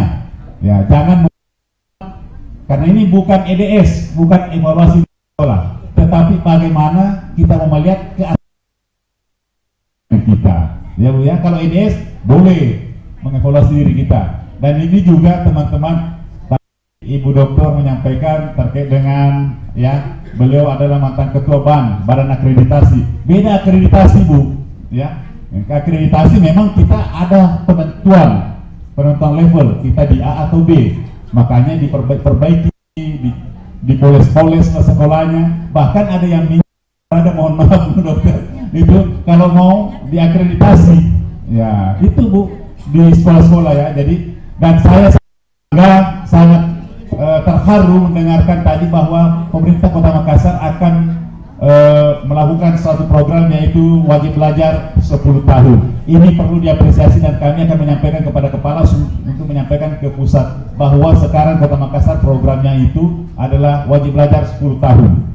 3 di SMP, 6 di SD, 1 di PAUD. Ya Bapak Ibu. Jadi itu, nah kami sangat berbahagia. Jadi ini Bapak Ibu terkait dengan asesmen nasional. Kemudian asesmen nasional dirancang untuk mendorong, memfasilitasi perbaikan kualitas pendidikan. Ya, makanya lahir nanti ada istilah rapor pendidikan. Berapa rapor pendidikan dulu? Berapa rapor pendidikan? Memang PAUD baru bergabung, ya baru ikut sejajar. 2 Bu, rapor pendidikan daerah dan rapor pendidikan satuan pendidikan. Ya, paham Ibu? Ya, rapor pendidikan di SMP di daerah itu akumulasi dari rapor pendidikan satuan pendidikan yang ada di kabupaten kota itu. Itulah makanya tadi Pak Sekretaris selalu colek-colek saya terkait dengan rapor pendidikan. Nanti kita berbicara, saya kata Bapak Ibu ya, yang belum mendownload. Kalau saya tinggal 17 Bu, Makassar. Sebutan ya, jadi kita next, kita dibatasi waktu. Nah ini Bapak Ibu, kita lihat dasar hukum daripada asesmen nasional. Nanti di sini keberatan kalau saya di sini terus Bu, jadi saya harus berada di sini. Iya, jadi ini Undang-Undang Seksiknas nomor 20 tahun 2003, pasti Ibu tahu semua ini, ya. Pasal 5 ayat 1, setiap warga negara Indonesia mempunyai hak yang sama untuk memperoleh pendidikan yang bermutu. Ya, warga negara Ibu, ya gitu. Kemudian pasal 11 pemerintah dan pemerintah daerah. Jadi maksudnya ini pemerintah dan pemerintah daerah. Kalau pemerintah berarti yang di pusat, sedangkan pemerintah daerah bawah pusat. Provinsi. Jangan salah paham Ibu, maksudnya pusat kan di Jakarta atau di IKN sana. Di bawah pusat itu di provinsi atau di kabupaten kota, jangan disalah maksudkan. Memang kita kan berada di bawah pusat, karena pusat kan di sana, Jakarta kan begitu, ini maksudnya. Ya, kemudian harus memberikan layanan, kemudahan, menjamin terselenggaranya pendidikan yang bermutu bagi setiap warga negara tanpa diskriminasi, Bapak Ibu ya. Jadi sekarang tidak bisa lagi orang nolak-nolak menerima pendidikan di sekolah itu. Sekarang ada namanya education for all, pendidikan untuk semua. Ya, itu. Kemudian PP tentang Standar Nasional Pendidikan nomor 57 tahun 2001. Ini pasalnya, Bapak Ibu ya. Itu pasal 46 ayat 3 dan 4 ya. Kemudian Permendikbudristek ya tentang AN nomor 1721. Ini semua Bapak Ibu, teman-teman guru harus miliki dan baca ini. Ya. Gitu. Nah Bapak Ibu, nanti slide-nya kami kasih. Ini slide-nya hanya sedikit Bu, ya. Ini dasar hukumnya. Kemudian kita lihat asesmen nasional memetakan mutu pendidikan di seluruh sekolah, madrasah dan program yang PAUD-Dasmen. Ya. Jadi dulu kantor kami Bu namanya LPMP, Lembaga Penjaminan Mutu Pendidikan, ya. Sekarang berubah lagi jadi Balai Besar Penjaminan Mutu Pendidikan, ya. Itu berkedudukan di Petaraji sana. Dan Ibu punya lembaga juga ada namanya, ya Bu ya, itu sudah berubah jadi BBGP, Balai Besar Penggerak. Nah, dulu PAUD itu ada di sana, sekarang PAUD ada di BPPP. Jalan-jalan bagi ke LPMP, ya ke sana. Jadi kan sekarang namanya dirjennya PAUD Dasmen, ya. Pendidikan anak usia dini, pendidikan dasar dan menengah, ya. Dirjen, ya. Jadi itu Bapak Ibu. Nah, jadi kami sudah berubah lagi sekarang. Jadi bukan lagi LPMP, tapi BBPMP, Bapak Ibu, ya. Itu. Kita lihat hasil AN dikembalikan kepada masing-masing sekolah dan Pemda melalui platform rapor pendidikan yang memudahkan evaluasi dan perencanaan tindak lanjut. Ya, Bapak Ibu, jadi hasilnya itu dikembalikan ke satuan pendidikan. Makanya disuruh download dan ya mudah eksplorasi. Tadi Pak Sekretaris sudah balik-balik ke saya, Pak masih ada yang belum eksplorasi Pak Suwardi. Ya itu yang diminta. Nanti ada data kita lihat ya, sekolah ya itu mudah-mudahan tidak ada namanya sekolah nanti ya, sudah dimerahkan itu nanti ya. Jadi ini Bapak Ibu, kemudian kita lanjut. Nah, hasil asesmen nasional bermanfaat sebagai bahan refleksi dan pemantau perbaikan layanan pendidikan di sekolah secara berkelanjutan. Ini biasa distilahkan dengan IRBB. Ya Bu, IRBB ini singkatan dari identifikasi, refleksi, benahi perencanaan dan benahi implementasi. Ya Bu ya, jadi itu. Nah, ada kalau buka kita rapor pendidikan ada namanya IRB. Ya, kita mengidentifikasi dulu mana yang rendah. Ya Bu, mana yang warna merah. Sudah buka semua kan Bu? Sudah biasa lihat rapor pendidikannya? Ada warna merah, apalagi warnanya? Hijau. Kuning. Siapa yang ungu? Gak ada yang ungu. Merah, kuning, hijau. Ini guru. Yang ungu itu lain tuh. Nggak ada ungu ya. Ini untuk menggampangkan kita pahami bahwa yang merah itu pasti rendah, yang kuning itu sedang, yang hijau itu sudah baik. Ya Bapak Ibu. Nah itu rapor pendidikan. Dari mana hasilnya rapor pendidikan itu? Pasti dari AN. Siapa yang ikut AN? Kalau di PAUD pasti gurunya dengan Sulinjar. Sedangkan di SD siswa dan guru, SMP juga siswa dan guru. Ya, itu ada 3, literasi, numerasi dan karakter. Tadi Ibu Dokter sudah sampaikan, tabik-tabiknya sudah tidak ada. Nah makanya pendidikan karakter itu baik. Betul Bu, zamannya kita sekolah dulu kalau ada guru tak berdiri di sana, kita cari lain jalan, tidak mau ketemu dengan guru tak. Tidak dilihat oleh gurunya, tidak ada. Halo Pak, halo Ibu. Itu karena zaman yang sudah bergeser, zaman now katanya. Jadi itu. Dulu Bapak Ibu boleh, ya. Ada pesannya orang tua. Saya kebetulan orang Bugis, mohon maaf. Cumpuk bola, kita kira-kira mau dosa moni. Dulu Pak, itu hebatnya guru. Nah, sekarang sudah bergeser itu Bapak Ibu. Tidak dilihat oleh gurunya apa nih. Halo Pak Ibu. Nah halo siswa Kak. Ya Bu ya. Dulu tidak benar. Saya kalau ada guruku berdiri sana, kalau ada jalan lain saya cari supaya tidak kita takut kita Bu, menghargai. Nah itu. Nah itu Bapak Ibu. Jadi ini sekarang ini sudah pendidikan karakter, ya Bu ya. Beda zamannya kita sekolah dulu, ya. Saya dulu ada guruku paling saya takuti dan saya idolakan, ya. Nah, makanya saya jadi guru karena saya melihat beliau hebat sekali, ya. Saya juga bertatakan pendidikan guru Bapak Ibu. Kebetulan kalau tadi PAUD, saya ini pendidikan jasmani dan olahraga. Bapak Ibu pasti melihat body cocok, ya Bu ya, itu. Jadi saya dari Kejas, ya. Saya dulu mengajar di Makassar. Saya pernah di Bone Bu, mengajar di Bone 5 tahun. Persiapan pun saya dipindahkan. Alhamdulillah pindah ke Makassar. Saya ngajar di SMP 19 Makassar di Antang. Ada dari Antang Bapak Ibu? Enggak. Saya dulu di SMP 19 Antang sana kurang lebih 20 tahun. Baru ikut mengadu nasib tes jadi widya suara di BBPMP. Alhamdulillah lulus masuk 2010. Ya itu. Dan saya hanya 2 tahun mengajar, ditarik menjadi struktural waktu Pak Kadis waktu itu, ya. Saya jadi struktural, saya dampingi Pak Dr. Abdul Halim sebagai Kabak Umumnya waktu itu, ya. Nanti setelah menjelang pensiun saya dipindahkan kembali ke profesional Bu, jadi bertambah 2 tahun. Insya Allah November ini saya sudah tidak masuk lagi kantor, saya pensiun Bu. Tinggal 2 bulan Bapak Ibu pensiunnya. Ya, SMA SMK pendidikan khusus termasuk SLB, Ibu pendidikan khusus itu SLB, ya SLB. Ya, jadi itu sekarang di bawah naungan pendidikan di Dinas Pendidikan Provinsi untuk ya Bapak Ibu ya. Sekarang yang di kabupaten kota PAUD, SD, SMP dan kesetaraan. Masih ada kesetaraan ya Bapak Ibu pasti tahu Bang. Ada PKBM ya. Tadi jangan bilang katanya KB.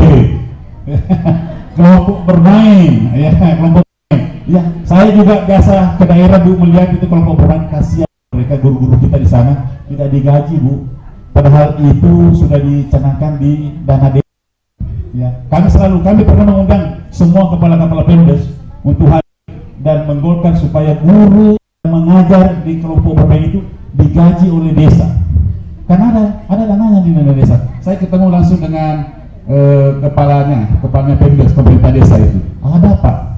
Jadi memang ada kepala desa. Sekarang kan ada program Bu ya, satu desa satu laut. Ya, itu satu desa satu laut itu.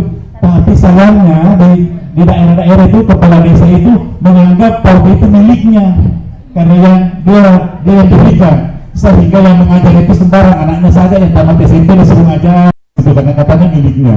Ya ini mohon maaf Bu Dokter. Ya, jadi itu saya bilang tidak boleh. Sekarang ada aturannya minimal S1 ya Bu ya, itu yang mengajar di PAUD itu. Nah ini kan ada aturannya itu, jadi ini perlu juga disadarkan kepada kepala desa Bapak Ibu ya. Ini sudah habis saya 7 materi ya Bu ya untuk asesmen nasional, tapi saya mau singgung-singgung dulu, kasih lihat dulu terkait dengan rapor pendidikan karena ini yang seksi sekarang Bu Dokter di rapor pendidikan itu ya. Izin ya.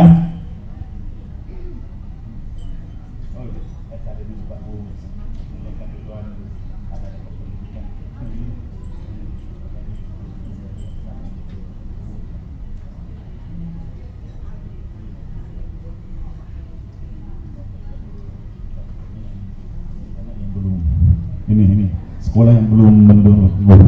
Ini agak kecil ya Bu. Ini nama sekolahnya yang belum mendownload ya. Belum mendownload ya. Kemudian belum login. Belum download. Nah ini Bu. Ya. Ini ada. Nggak kelihatan ya? Ada. Ya. Tunggu saya mau kasih besar kenanya lagi Pak. Ya.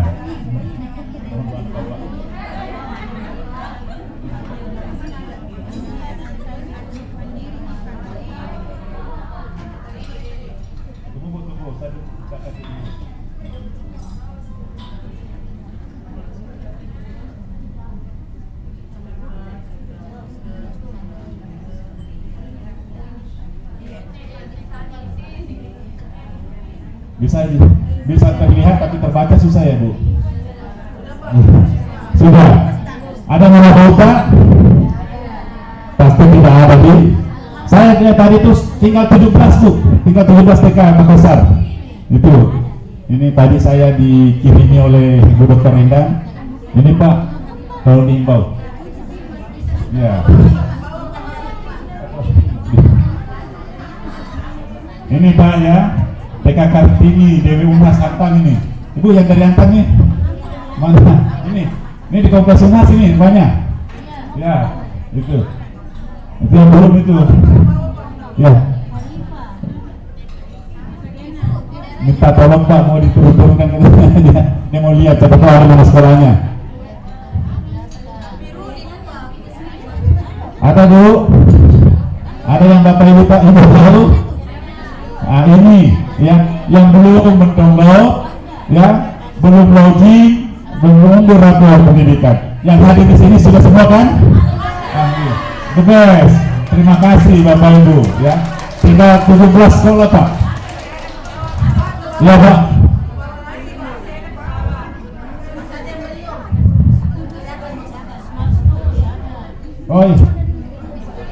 Oh ini yang mana Pak? Ini mohon maaf sudah, ini sudah out, sudah tutup. Tidak boleh ada aturan kemarin, tidak boleh ada lembaga dalam lembaga. Jadi kita tidak ditutup. Jadi kami ya terpaksa tutup, sudah ditutup. Ya ini, ya sudah. Makanya kami mau, siapa tahu ada yang sudah tutup juga masih terdaftar Bu di Dapoliknya. Itu Anda tahu nggak sekolah yang sudah tutup tapi masih terdaftar ini, tolong disampaikan supaya kami bisa hapus dakodiknya. Ya, hapus dakodik karena ini menjadi pembagi. Ya, itu hapus dakodiknya. Ya, nah, dari ini Bu. Ya. Nah, kalau mau juga lihat-lihat program pendidikan Pak, boleh kita login di satudik.id. Ya, ada namanya satudik.id, itu aplikasi milik BPDP. Kita bisa lihat terkait rapor pendidikan. Berapa persen lagi yang belum, ada semua di situ. Satudik.id, Bapak Ibu. Ya, itu ada di sana rapor pendidikan. Ya, kalau kita mau saya coba kita cari, tapi harus ada internet, apa namanya? Harus ada koneksi internet di sini. Ada ya Mas? Ada. Ada waktunya saya Pak. Ya, saya mau perlihatkan dulu. Ini sepakat.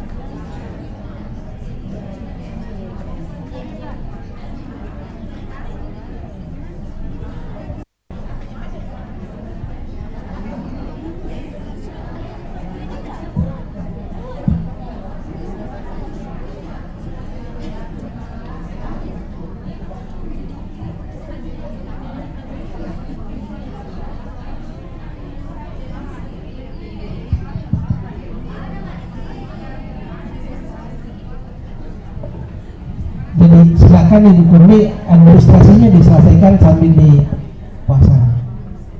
Ibu, Bapak, Ibu semuanya silakan selesaikan administrasi sambil menunggu materi dipasang.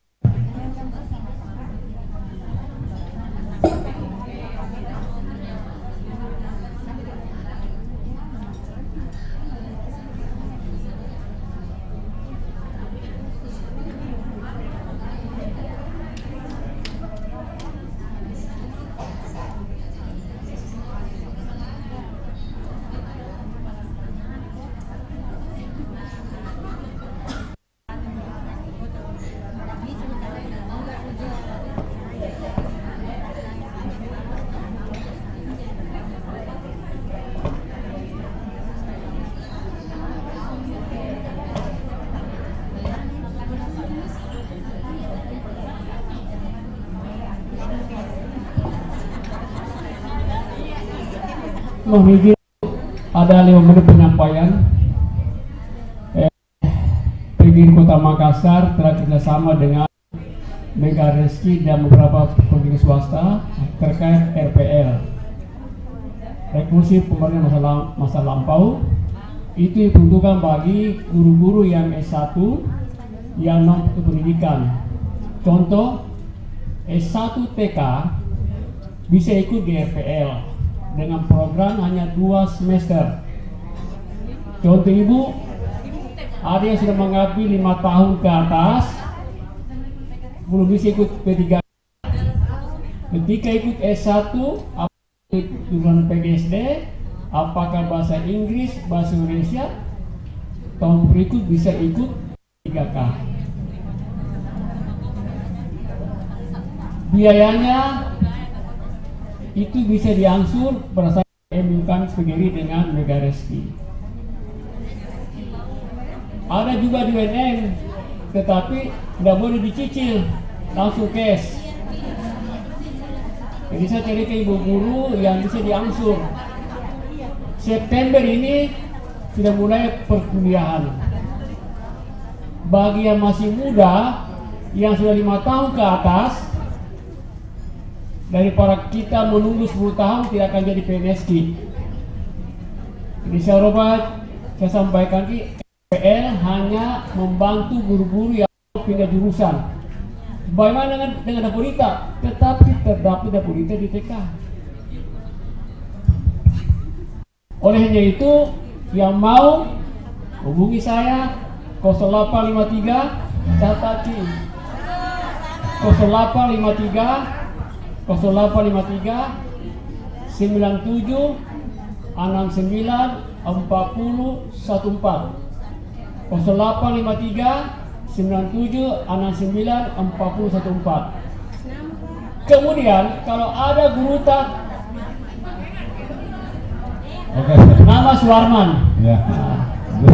Kalau ada guru tamat SMA ada di TKK yang sudah punya pengalaman 5 tahun, ada SK-nya selama 5 tahun, ada sertifikatnya, itu kuliahnya hanya 2 tahun, hanya 4 semester.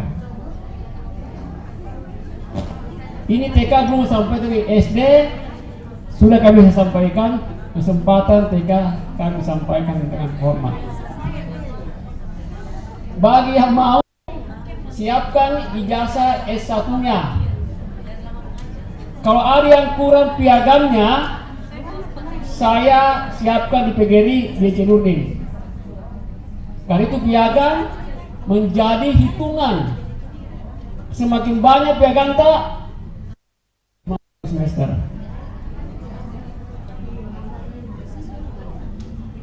Semakin lama kerja tak memungkinkan hanya 2 semester. Olehnya itu gunakan kesempatan ini, bulan September ini dibuka perkuliahan. Tidak datang ke kampus. Oke, Bapak. Mengikuti modul. Oke, terima kasih. Terima kasih. Ada ini iklan numpang lewat tadi. Ya, iklan numpang lewat. Tapi tidak, Bapak ini begini. Ini bagus. Bukan iklannya saja, tapi ini berlaku untuk semuanya.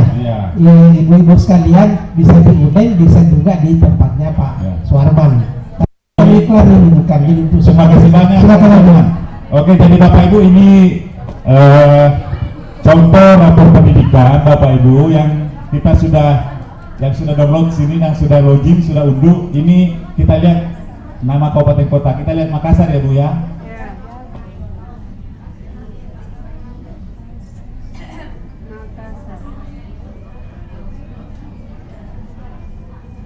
Ini kota Makassar.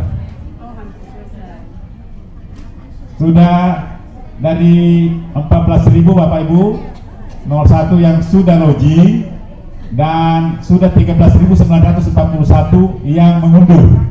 Kita tepuk tangan dulu kota Makassar. Nah, kita lihat jenjang pendidikan ya Bu ya. Kita pilih PAUD ya.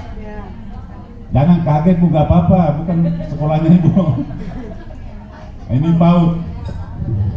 Tapi waktunya hanya 10 menit Pak ya. Iya Pak ya. Ya.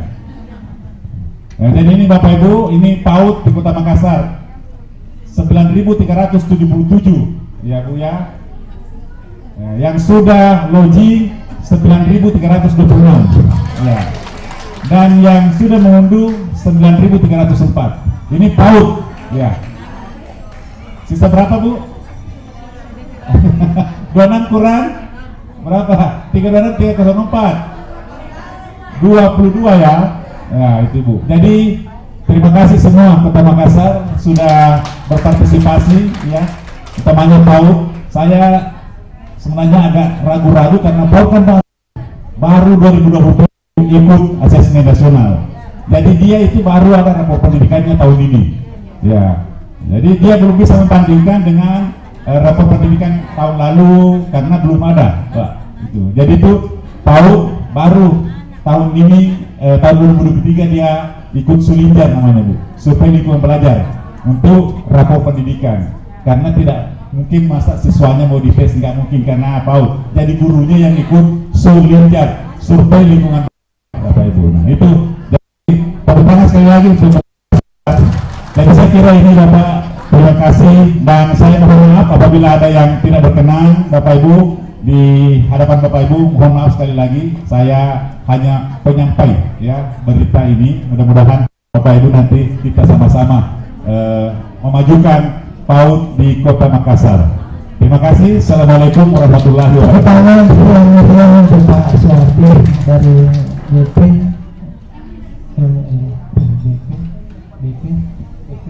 ya. Terima kasih Pak Suwardi dan ibu-ibu semuanya, Bapak juga yang ada masih ada. Saatnya kita memasuki sesi berikutnya. Sesi berikutnya ini adalah tanya jawab. Saya percaya bahwa ada hal yang baru saja disampaikan belum pas dimengerti oleh ibu-ibu sekalian. Juga mungkin, silakan Pak Suwardi. Juga mungkin ada kegiatan-kegiatan yang ibu lakukan di sekolah yang ingin dipertanyakan yang ada kaitannya dengan apa yang disampaikan oleh kedua pemateri baru saja. Jadi informasi-informasi itu silakan ditanyakan, nanti diberi informasi jawaban oleh Pak Ibu Dr. Herlina dan Pak Suwardi. Silakan. Kalau kita bagi sebenarnya ada 3 ini. 1, 2, 3. Jadi dalam satu sesi cukup 3 orang ya, karena hanya 1 jam dari sekarang. 1 jam dari sekarang. Jadi tolong pertanyaan informasinya benar padat singkat. Saya mungkin di bagian sebelah sini ada yang disampaikan. Ada. Tolong nanti tunggu ya, saya data dulu ya. 1, kalau nanti disebutkan namanya dari pengelola PAUD di mana, Ibu nanti disebutkan namanya. Yang ada juga. Jadi saya ibu, kemudian yang pakai cadar hitam ya.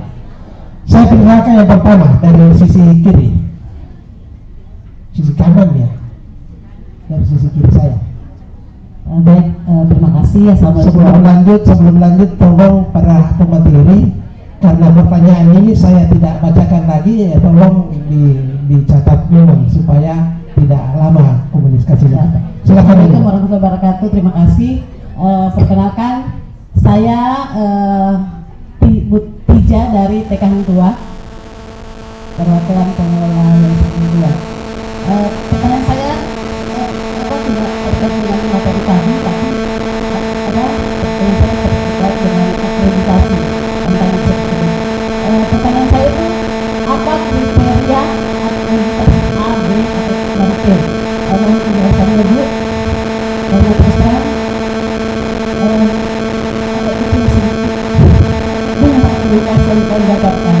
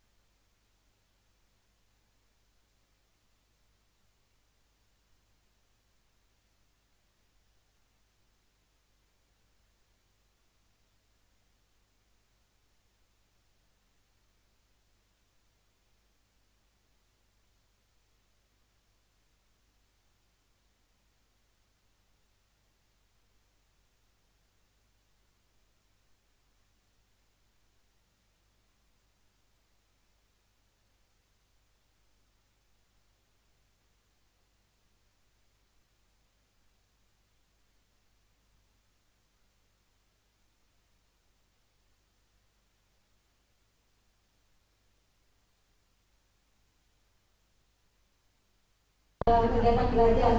Nah, kemudian jadi kata-kata saya makin dikuatkan karena tadi Ibu sudah sangat masuk di hati saya, tapi karena mungkin waktunya sedikit, Ibu mungkin di setiap pertanyaan ini mungkin Ibu bisa memaparkan lebih sehingga saya kembali mewarnai setelah mengikuti kegiatan oleh Dinas Pendidikan setelah saya, Bu, dindingnya itu polos kembali.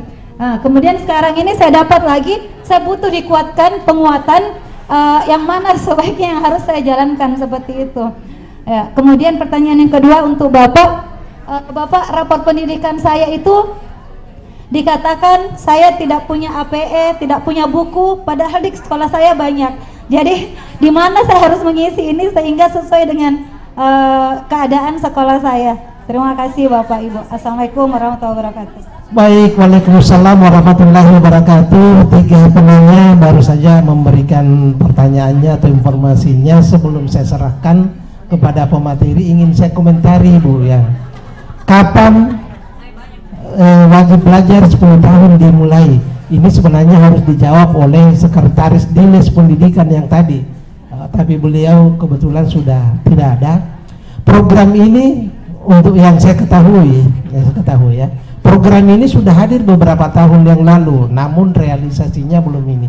Tapi yang jelas ini adalah program yang masuk dalam 18 revolusi pendidikan, program ya. Program 18 revolusi pemerintah Kota Makassar.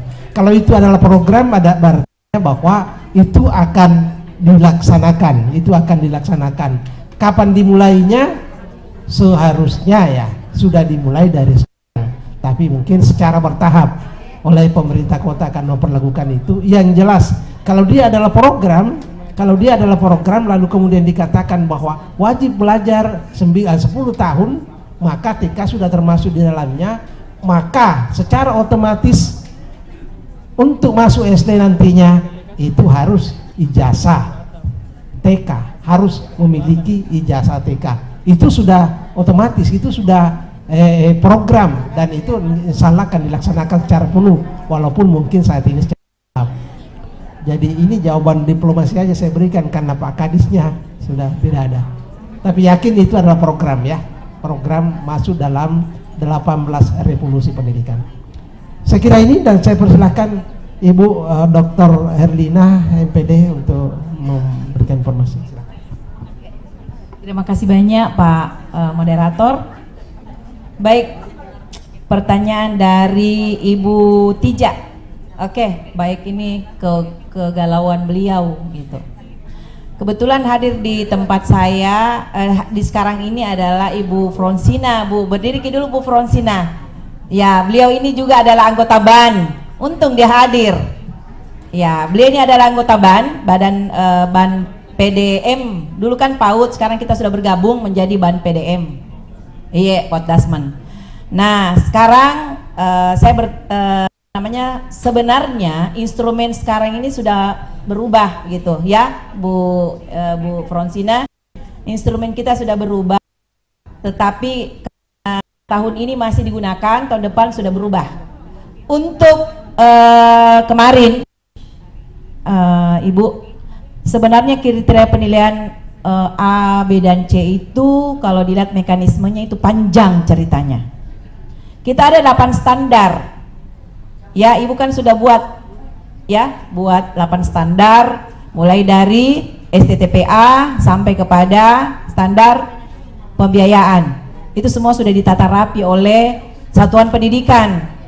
Nah, kalau mekanismenya turunlah pada saat itu Ibu nanya ya kronologisnya Bu. Kemudian kronologis yang pertama adalah asesi, Ibu masukkan ke dalam Sispena, ya kan? 8 standar tersebut. Nah, mulai dari STTPA, kurikulum, sampai kepada yang ada di Dapodik itu kan sudah ada guru-gurunya, tidak bisa dihapus itu, sudah ada guru-gurunya, kompetensi dan sebagainya. Kalau mekanismenya akreditasi itu panjang. Ya, yang pertama Ibu masukkan, kedua di KPA namanya. Itu ada satu asesor yang menilai.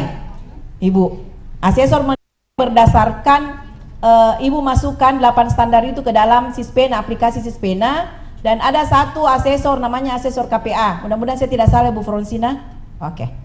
Dan sekedar informasi bahwa kami tidak boleh sebagai anggota tidak boleh turun di lapangan untuk akreditasi, meskipun saya dengan Ibu Fronsina dan beberapa anggota itu adalah asesor. Yang berhak turun itu adalah asesor. Kalau pengurus seperti saya tidak boleh. Dia harus memikirkan bagaimana proses kegiatan akreditasi. Nah, setelah itu 8 standar itu dinilai oleh satu asesor, Bu. Nah, satu asesor ini, asesor KPA, bisa berkomunikasi, Bu. Kalau misalnya 8 standar itu kurang isinya di aplikasi, itu sudah dilakukan, Bu. Oke. Nah, kalau kadang-kadang satuan pendidikan atau asesi, sebut satuan pendidikan itu asesi, kadang-kadang asesi tidak ngeh gitu, tidak memperbaiki. Nah, ini berlanjut. Setelah satu asesor menilai, namanya KPA, asesor KPA, maka tidak mau suka tidak suka langsung jalan lagi, ya, jalan lagi proses itu. Maka ada 2 asesor yang turun di lapangan, namanya asesor visitasi. Ada 2 orang yang turun. Kemungkinan asesor KPA tadi ikut, ditambah 1 asesor, berarti sudah 3 asesor yang turun ke lapangan, melihat keadaan Ibu di lapangan. Dia kalau pakai kacamata orang berarti 8 mata. Ya, kalau tidak pakai kacamata berarti 4 mata. Begitu hebatnya itu asesor visitasi 2 orang. Kenapa dipilih orang tidak satu seperti KPA? Karena dia melihat langsung keadaan sekolah ibu berdasarkan semua yang ibu input ke dalam Sispena. Tapi kadang-kadang kalau kepala sekolahnya tidak teliti, dia suruh di orang masukkan, kemudian disuruh cross check waktu KPA, tidak di cross check, makanya ada sesuatu yang kurang. Tetapi dengan adanya asesor visitasi turun lapangan 2 orang itu melihat, matanya langsung melotot lihat dari berdasarkan dia Sispena, dia lihat apa yang kurang. Nah, disitulah terjadi evaluasi penilaian mulai dari pagi sampai sore. Nah, itu lagi mereka masukkan lagi data itu ke dalam Sispena.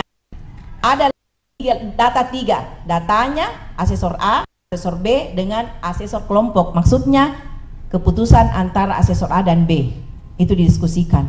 Sudah itu hasilnya dia bawa masukkan ke aplikasi. Satu lagi asesor menilai. Coba bayangkan Bu, uang negara berapa itu kalau akreditasi? Bayangkan uang transportnya, ya, uang penginapan hotelnya, banyaknya uang negara dan gratis. Dengan perguruan tinggi bayar 50 juta, kita gratis.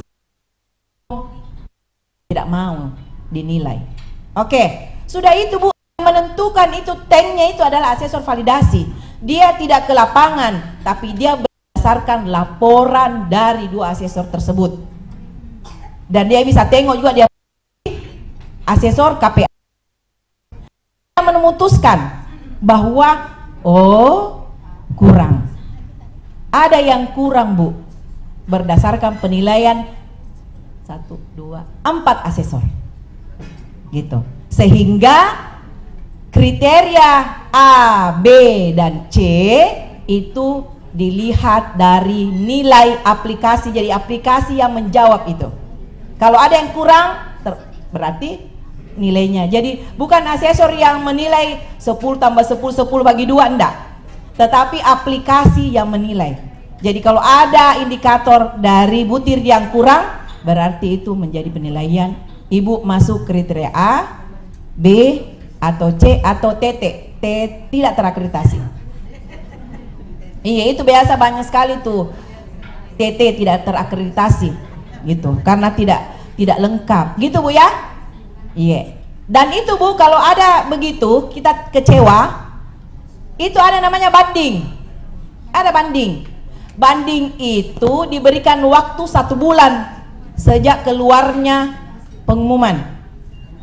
Cuma banding itu Bu, kalau ada asesor menilai, dia diskualifikasi, dia tidak bertugas selama 1 tahun. Ya. Tetapi ibu sebagai pembanding harus melengkapi semua dari itu. Tidak mengulang Bu. Ibu dihadapkan kaitong itu Bu Kak. Jadi semua anggota hakim di situ kita dipanggil itu asesor yang 2 visitasi, dipanggil asesor validasi yang terakhir, 3 asesor dipanggil Bu, biaya negara lagi. Cuman kalau ibu tidak bisa mempertanggungjawabkan karena ada kriterianya itu kelengkapannya melalui aplikasi, maka ibu ya diharapkan misalnya kalau bisa mempertanggungjawabkan lengkap, bisa Bu kembali nilai tak, misalnya di posisi C bisa ke B, bisa ke A. Yang penting kita melengkapi di dalam standar. Kan ada semua aja Bu di dalam itu. Saya tidak hafal. Ada semua. Seperti itu Bu ya. Jadi 4 asesor yang bertugas. Kemudian setelah itu kami anggota merapatkan. Jadi prosesnya panjang. Ya Bu ya? Oke. Kan 4 tahun ke depan lagi, perbaiki lagi. Oh, ada catatan dari asesor visitasi apa yang kurang Bu. Nah, harusnya ketika kita tanda tangan berita acara, kita tanyakan apa aku kurang. Nah, itu yang ibu tidak tanyakan pada saat tanda tangan. Di cross check kembali. Jadi disuruh ke ibu, silakan Bu tanda tangan. Yang kedua mau tanda tangan kalau kita tidak lihat butir-butir yang kurang. Gitu. Ada namanya 10 komponen. Itu Bu. Ya? Oke Bu, tahun berapa kita akreditasi sayang? 2 bulan lalu ya, sudah keluar ya? Ya, karena kita sertifikat jadi elektronik, bisa langsung dimasukkan. Oke, harusnya kita banding kalau kita tidak puas, tapi kalau tidak nanti 4 tahun lagi kita dapat apa? Tabe. Lumayan. Oke, baik, itu ya. Terus pertanyaan kedua adalah dinding bergambar. Iya. Kapan itu pelatihan tak sayang adekku, Ibu Hikmah? Saya sudah lupa, tapi hotel yang dekat Taman Makam Tahun Pahlawan. berapa, Dek? Mungkin tahun lalu, Ibu. Hah? Mungkin tahun lalu. Tahun lalu.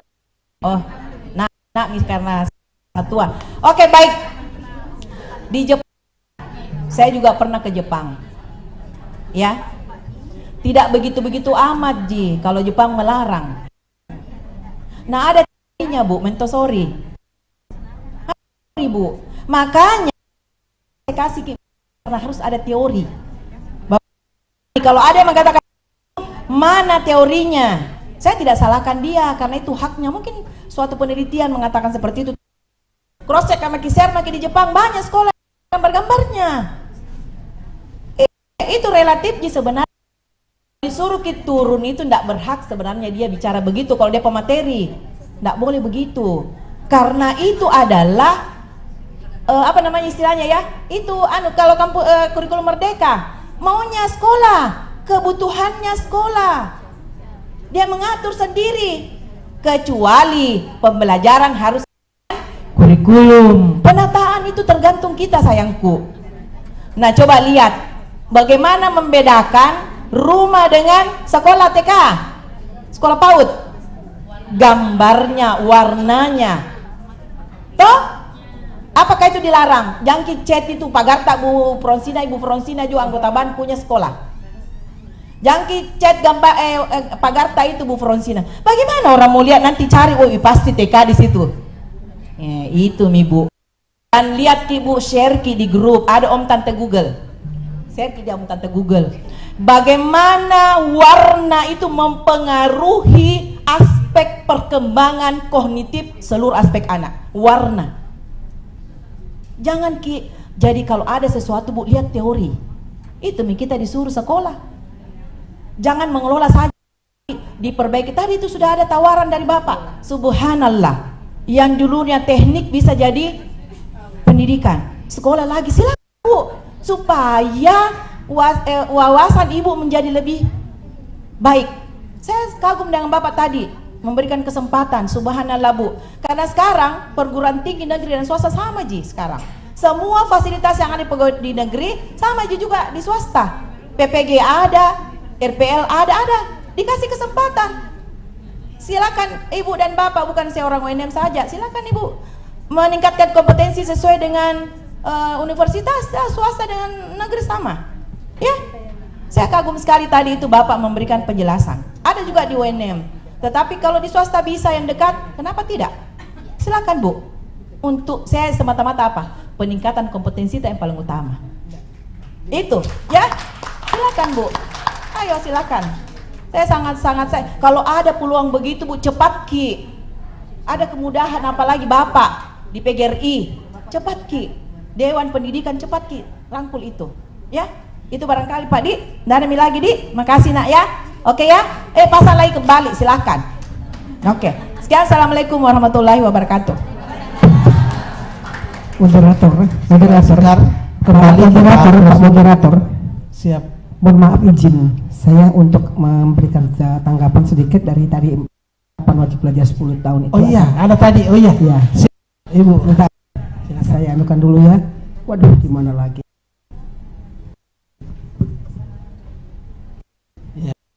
Pertanyaan, kapan wajib belajar 10 tahun mulai diterapkan di dasar? Memang sampai sekarang ini belum terrealisasi ya, dan memang resikonya besar. Kalau perwali ini dilaksanakan, banyak yang harus dipenuhi. Apalagi Pak Dani Pomanto telah merencanakan akan membangun 15 kecamatan itu sekolah PAUD. Nah, nantinya resikonya, konsistensinya kita bahwa Pak Wali Kota menerapkan 15 ini, secara otomatis harus merekrut guru negeri. Nah, setelah itu lagi, bukan hanya itu, sarana prasarana harus disiapkan oleh pemerintah. Olehnya itu, kita sampaikan kepada kita, insya Allah. Tetapi kalau ganti lagi, ya, wali kota, tentu pertimbangannya berbeda. Ya. Tetapi insya Allah, kalau perwali itu ada tetap harus diberlakukan. Tetapi konsekuensinya harus DPR yang harus memperjuangkan. Nah, mudah-mudahan wakil rakyat kita nantinya yang akan mengusahakan. Siap-siap saja sekarang pengelola yang menjadi pegawai negeri nanti ya akan merekrut, pemerintah merekrut mendaftar. Siapa yang punya rezeki dapat jadi pegawai negeri sipil ya. Oke, makasih ya. Sekian, assalamualaikum warahmatullahi wabarakatuh. Amin. Aplaus dulu untuk penjelasan dari Ibu Prof Dr. Haja Apiati K. Aminsa Memesi. Beliau ini masih anggota DPRD Kota Makassar dan beliau juga masih aktif di berbagai kegiatan-kegiatan sosial termasuk di kampus. Subhanallah, luar biasa. Sekali lagi aplaus untuk Ibu Prof. Semoga saja komitmen yang disampaikan oleh Ibu tetap akan berlanjut dan benar-benar menjadi wajib ijazah masuk SD, TK masuk SD. Alhamdulillah. Ada lagi sisi berikut? Oh iya, masih ada pertanyaan untuk sebentar Ibu ya, sebentar ya.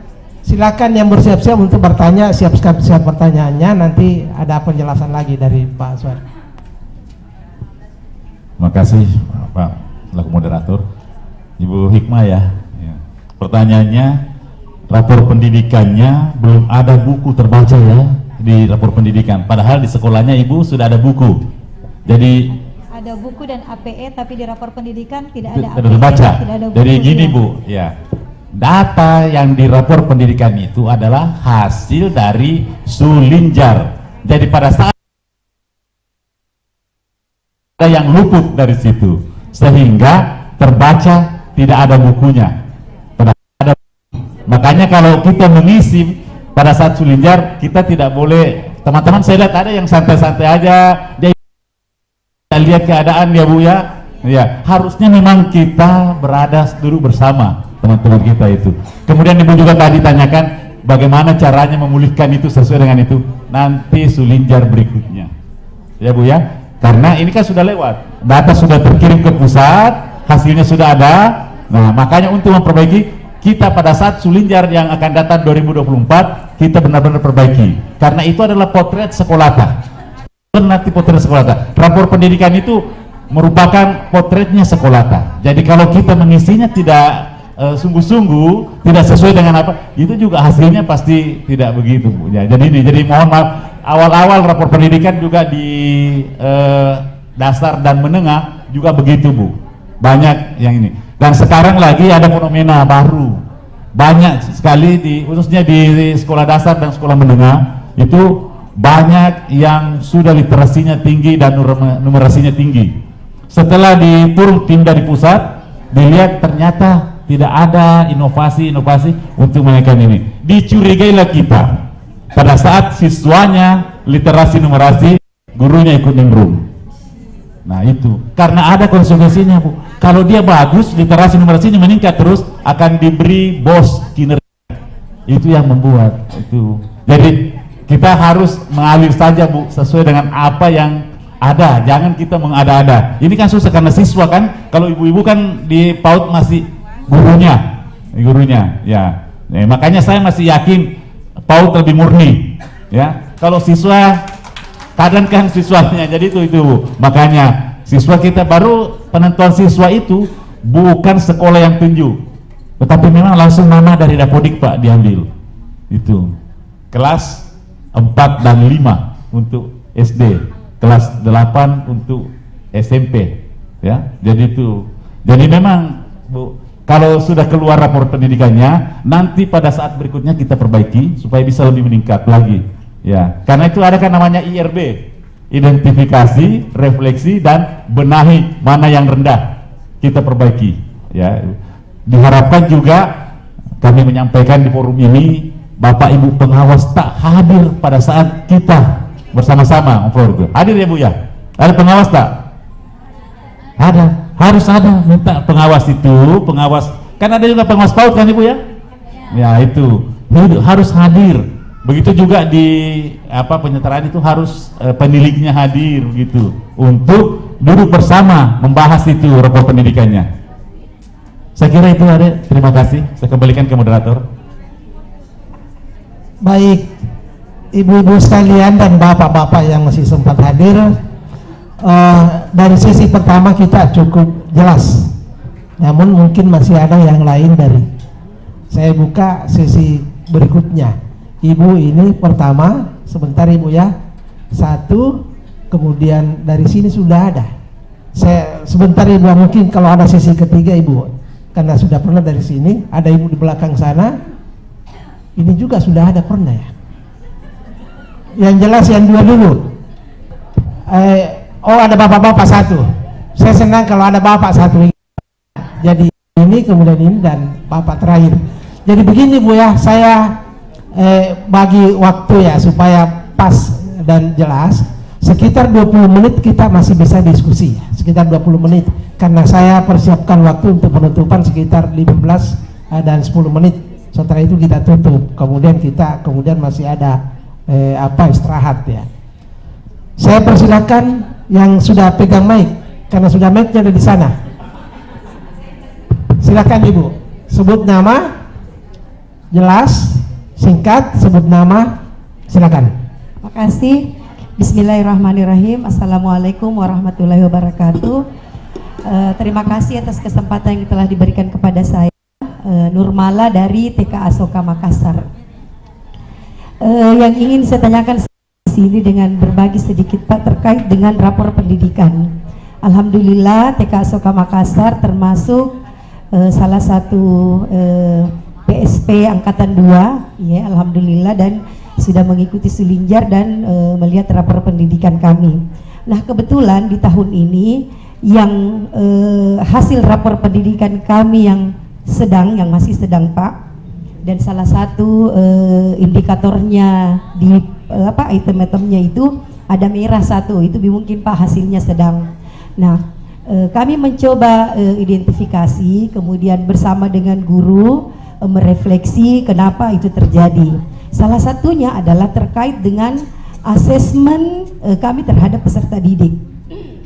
Dan yang menjadi refleksi kami bersama guru itu sepertinya ada pada anak-anak yang berkebutuhan khusus. Iya. Nah, ini menjadi kendala sekali mungkin ke depannya juga, karena kenapa? Kami tidak mempunyai tenaga untuk itu Pak, sehingga mungkin akan menjadi satu persoalan di setiap tahunnya.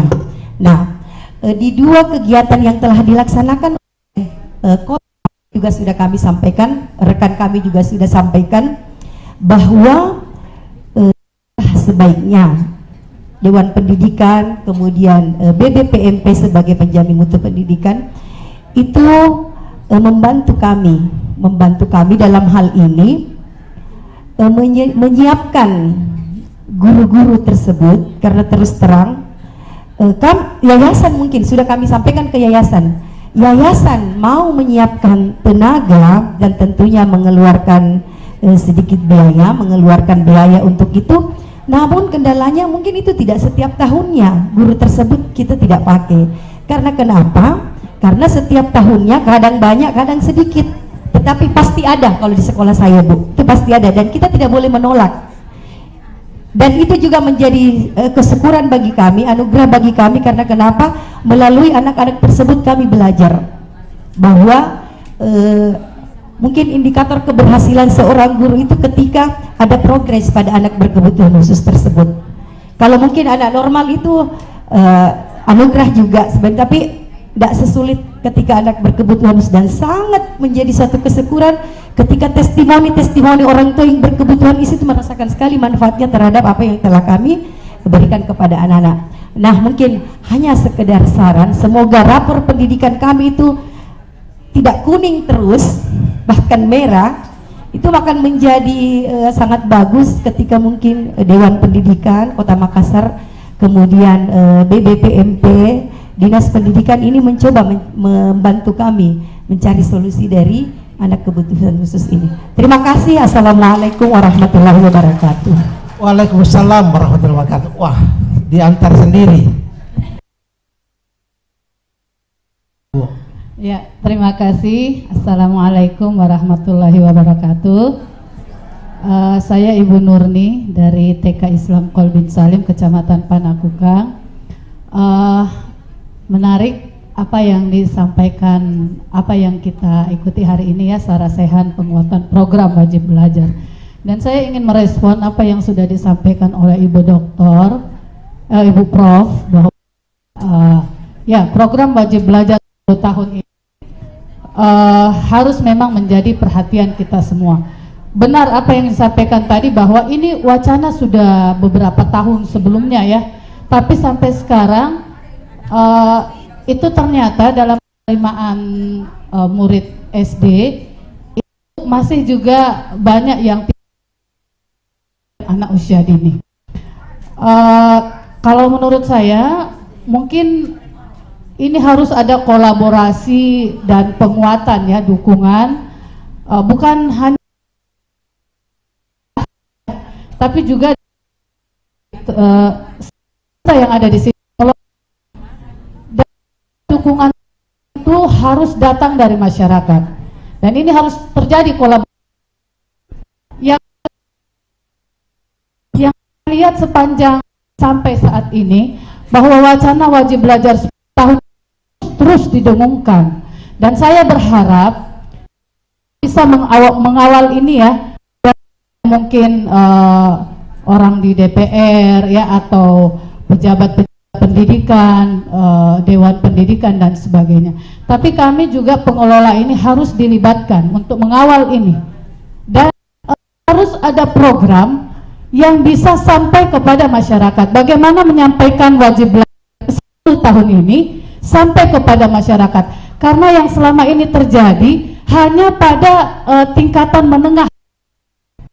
Yang saya maksud Dewan Pendidikan, pengelola, sampai di sini. Terus kalau misalnya kita pengelola menyampaikan, mensosialisasikan ini ke masyarakat, itu hanya sebatas orang tua murid, orang tua anak didik yang masuk pada tahun itu. Dan saya khawatir ini tidak akan tersampaikan sampai pada yang dan di bawah ini yang sering tidak paham bahwa ada program 10 tahun. Ya.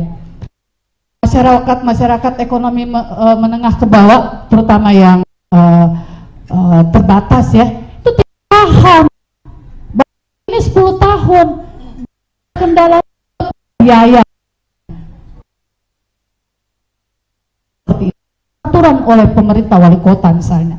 Nah, ini yang harus kita carikan, bagaimana kita bisa menyampaikan ini sampai ke bawah, ke kelurahan juga. Saya kira yang alami kelurahan saya di RW saya ya, tidak ada tuh kumpulan terus menyampaikan, nanti saya nggak tahu ya, maaf saya nggak tahu. Karena adakah yang sudah bergerak untuk menyampaikan ini sampai golongan yang mesti benar paham. Jadi ayo awal ini harus juga ada penguatan dari pemerintah. Teman pengelola ini caranya kita sampai ke bawah. Saya khawatir ini hanya berhenti sampai kepada pengelola, dan ke tahun akan banyak lagi, karena data tadi sudah ya, puluhan ribu ternyata yang tidak mengikuti PAUD dan masuk ke sekolah itu. Ini sampai tahun berapa kira-kira kita bisa menghabiskan ini kalau tidak ada programnya? Saya kira begitu. Terima kasih. Wassalamualaikum warahmatullahi wabarakatuh. Waalaikumsalam warahmatullahi wabarakatuh. Informasi dan komitmen Dewan Pendidikan Kota hari ini melaksanakan penguatannya. Insya Allah tindak lanjutnya saja akan terus kita gaungkan, karena pemerintah juga sudah memprogramkan itu. Ada satu lagi tadi Pak Bapak di sana, ada yang bisa mic-nya tadi. Oh, sudah ada. Silakan Pak. Ya, terima kasih kesempatan yang diberikan. Kami atas nama Mahamuddin, kami dari Kecamatan Kepulauan Sangkarang. Ya, jadi tepatnya dari Kodikaren, dari TK Islam Raihana. Ya.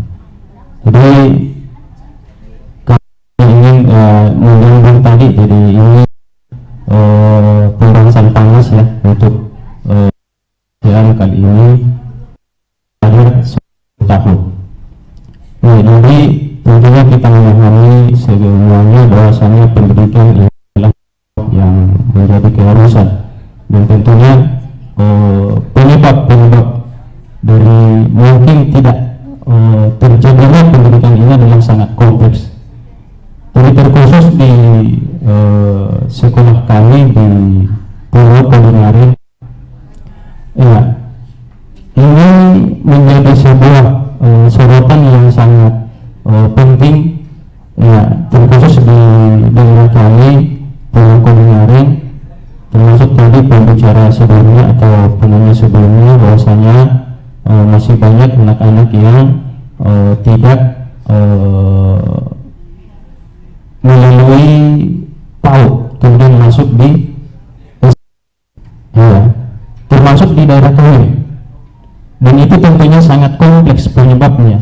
Salah satunya mungkin minat belajar dari orang-orang tua untuk memasukkan ke TK ini masih sangat minim. Kemudian selanjutnya mungkin persoalan biaya tadi disampaikan juga.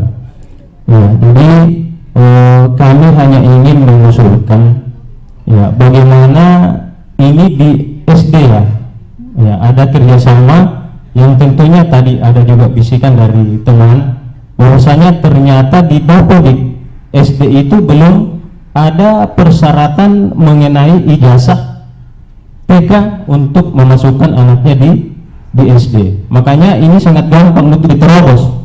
Ada atau tidak ada ijazah TK maka bisa lanjut di SD. Iya. Jadi bagaimana ini bisa program ini bisa terlaksana dengan sempurna, ya tentunya harus ada kerjasama dan kolaborasi.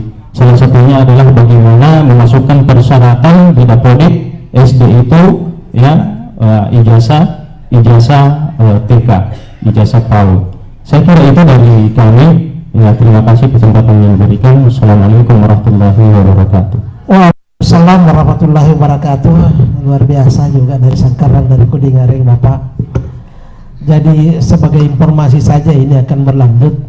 Sekiranya ini pemerintah kota sudah mengeluarkan edaran, dan yakin itu akan terjadi karena ini program akan mengeluarkan edaran ke seluruh penyelenggara di satuan pendidikan SD itu, insyaallah kan mengharuskan. Kalau diharuskan pastilah itu jadi, tapi ini mungkin melihat momen yang tepat seperti apa, karena ini terus terang adalah kebijakan khusus di pemerintah Kota Makassar. Di kementerian juga kan belum ada informasi yang tegas tentang itu, karena menganggap bahwa ijazah TK belum sebagai syarat untuk masuk SD. Ini adalah kebijakan yang dilakukan oleh pemerintah kota. Itu akan kita kawal, termasuk Dewan Pendidikan dan semua yang hadir pada kesempatan ini. Yang jelas komitmen Dewan Pendidikan menyampaikan informasi ini, dan insya Allah akan kita lanjut. Sudah 3 penanya, barangkali kita mulai terlanjur, kita mulai dari Ibu Doktor. Kita mulai dari Ibu, kalau ada tidak ada untuk kita. Kalau ada yang bisa diberikan, silakan. Terima kasih. Tadi ada pertanyaan dari Ibu Nurmala, ya, Ibu Nurmala. Tadi bukan pertanyaan sebenarnya, hanya sharing pendapat terkait dengan itu, bahwa kami juga terima kasih Ibu sudah memberikan contoh rapor pendidikan Ibu, ya, dengan ini. Dan memang beliau ini adalah PSP, Pak, program sekolah penggerak, ya, program sekolah penggerak. Jadi memang ada program dari Pak Menteri juga, termasuk sekolah penggerak itu. Dulu pertama kali sekolah penggerak itu harus ada MOU antara pemerintah kota dengan kementerian. Jadi ada, Pak, ada Bu, ada tanda tangannya Pak Wali yang menyatakan bersedia untuk melanjutkan PSP ini, karena PSP ini kan kemarin hanya 3 tahun, ya, sudah harus dikembalikan ke pemerintah daerah. Ya, dulu kan dibiayai oleh pemerintah pusat, ya, diberikan bantuan dari pemerintah pusat. Nah, setelah 3 tahun itu ada MOU-nya, tanda tangan atau wali kota dengan Pak Menteri, kayak itu. Nah, betul Ibu, memang tadi terkait dengan siswa yang berkebutuhan khusus. karena mungkin kemungkinan besar betul apa yang dikatakan bahwa guru yang mengajar belum ada yang berlatar belakang pendidikan PLB, pendidikan luar biasa. Ya, itu memang membuat, karena ini pendidikan khusus, namanya pendidikan khusus, tidak sembarang orang bisa mengajarkan. Dan sekarang memang Bu, pemerintah itu lewat kementerian sudah membentuk ada namanya PDM terkait dengan inklusivitas itu. Jadi nanti tunggu-tunggu, insya Allah mudah-mudahan nanti sudah berkembang ini, ada nanti namanya PDM di kantor kami ya, Podasmen itu terkait dengan inklusivitas. Itu nanti akan memberikan layanan-layanan terkait dengan pendidikan inklusivitas itu ya, terkait dengan itu ya. Itu kemudian saya lanjutkan Pak, ada dari Pak Muhammad tadi terkait dengan Dapodik Pak ya. Di Dapodik memang belum ada persyaratan khusus untuk masuk di SD harus berijazah PAUD. Mudah-mudahan insya Allah akan tampung, dan insya Allah kami akan sampaikan ke pimpinan kami supaya disuarakan di pusat supaya Dapodik bisa ya, karena memang Dapodik itu satu-satunya data yang ada untuk pendidikan, baik guru, siswa dan sekolah semua ada di Dapodik ya Pak ya. Mudah-mudahan insya Allah Pak bisa kami suarakan. Saya kembalikan ke moderator Pak. Baik, jadi yang tadi dua pertanyaan sebenarnya adalah penguatan bagaimana bisa terlaksana. Silakan, selamat datang Ibu Wakil Ketua Dewan Pendidikan Kota Makassar. Juga beliau ini adalah masih anggota Komisi D DPRD Kota Makassar, dan paling menggembirakan lagi beliau naik tingkat, akan dilantik dalam waktu dekat menjadi anggota Dewan DPRD Provinsi Sulawesi Selatan dari PKS, Partai Kesejahteraan. Tepuk tangan untuk beliau. Saya ulangi ya, beliau ini adalah anggota DPRD Kota Makassar Komisi B, dan dia adalah komisioner Dewan Pendidikan Kota Makassar. Tahun ini setelah pemilihan legislatif baru-baru ini, beliau terpilih dan naik tingkat, akan dilantik menjadi anggota DPRD Provinsi Sulawesi Selatan untuk periode berikutnya. Ini luar biasa prestasi. Kenapa luar biasa? Karena beliau ini sama dengan kita semuanya. Dia adalah guru honorer di SD mana dulu Ibu? Guru sukarela, sukarela, bukan lagi honorer di salah satu SD di Mariso, karena SD Hendra Jawali. Luar biasa, di zamannya saya juga ada di Dinas Pendidikan, beliau sudah honorer, dan kemudian setelah saya di Dinas juga beliau sudah ada di DPR. Luar biasa. Mudah-mudahan semuanya bisa berkreasi, bisa bekerja, bisa terdorong untuk seperti sama dengan Ibu Yeni Rahman ya. Bapak Ibu yang saya hormati, beliau ini akan menutup nanti, tapi ini masih ada waktu 5 sampai 10 menit. Kalau masih ada, saya masih buka satu sisi lagi. Iya, ibu-ibu yang tutup sekalian sampaikan semua informasi-informasi yang akan disampaikan. Bisa begitu? Atau sebelumnya saya kasih waktu? Boleh? Ada dulu satu pertanyaannya. Silakan, masih ada satu pertanyaan. Silakan Ibu. Ada 2 ya? Ya, ada 2. 1, 2. Tidak ada lagi dari sini. Saya tutup ya. Ini sesi terakhir ya. Karena ada informasi dari Ibu ke Wakil Ketua. Silakan Ibu. Mana tadi anunya?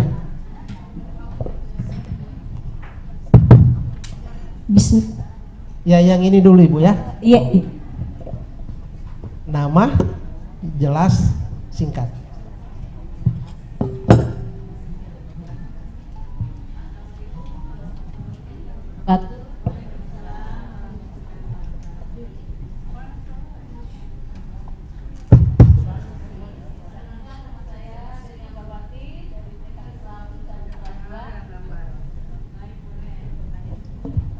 Yang ingin saya tanyakan mengenai rapor pendidikan Pak, yaitu di lembar kerja RKT,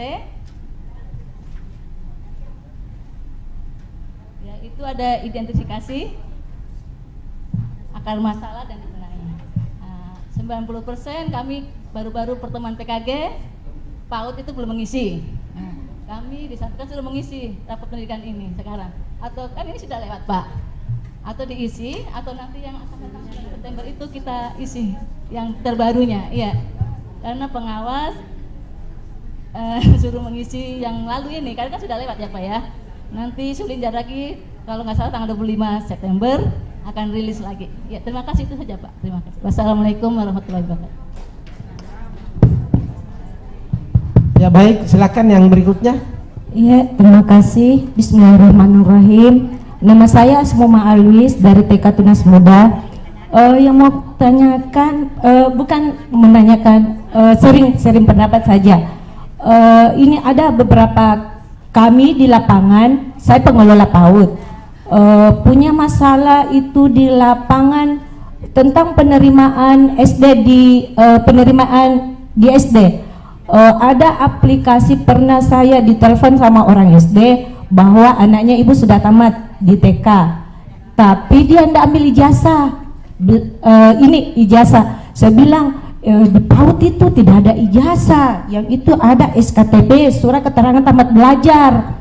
Dia bilang, haruskah saya kembalikan ke TK-nya ibu? Bilang Kak, sama itu orang operator, alangkah baiknya karena saya lihat coba bisa dibukakan Kak anunya, operatornya SD.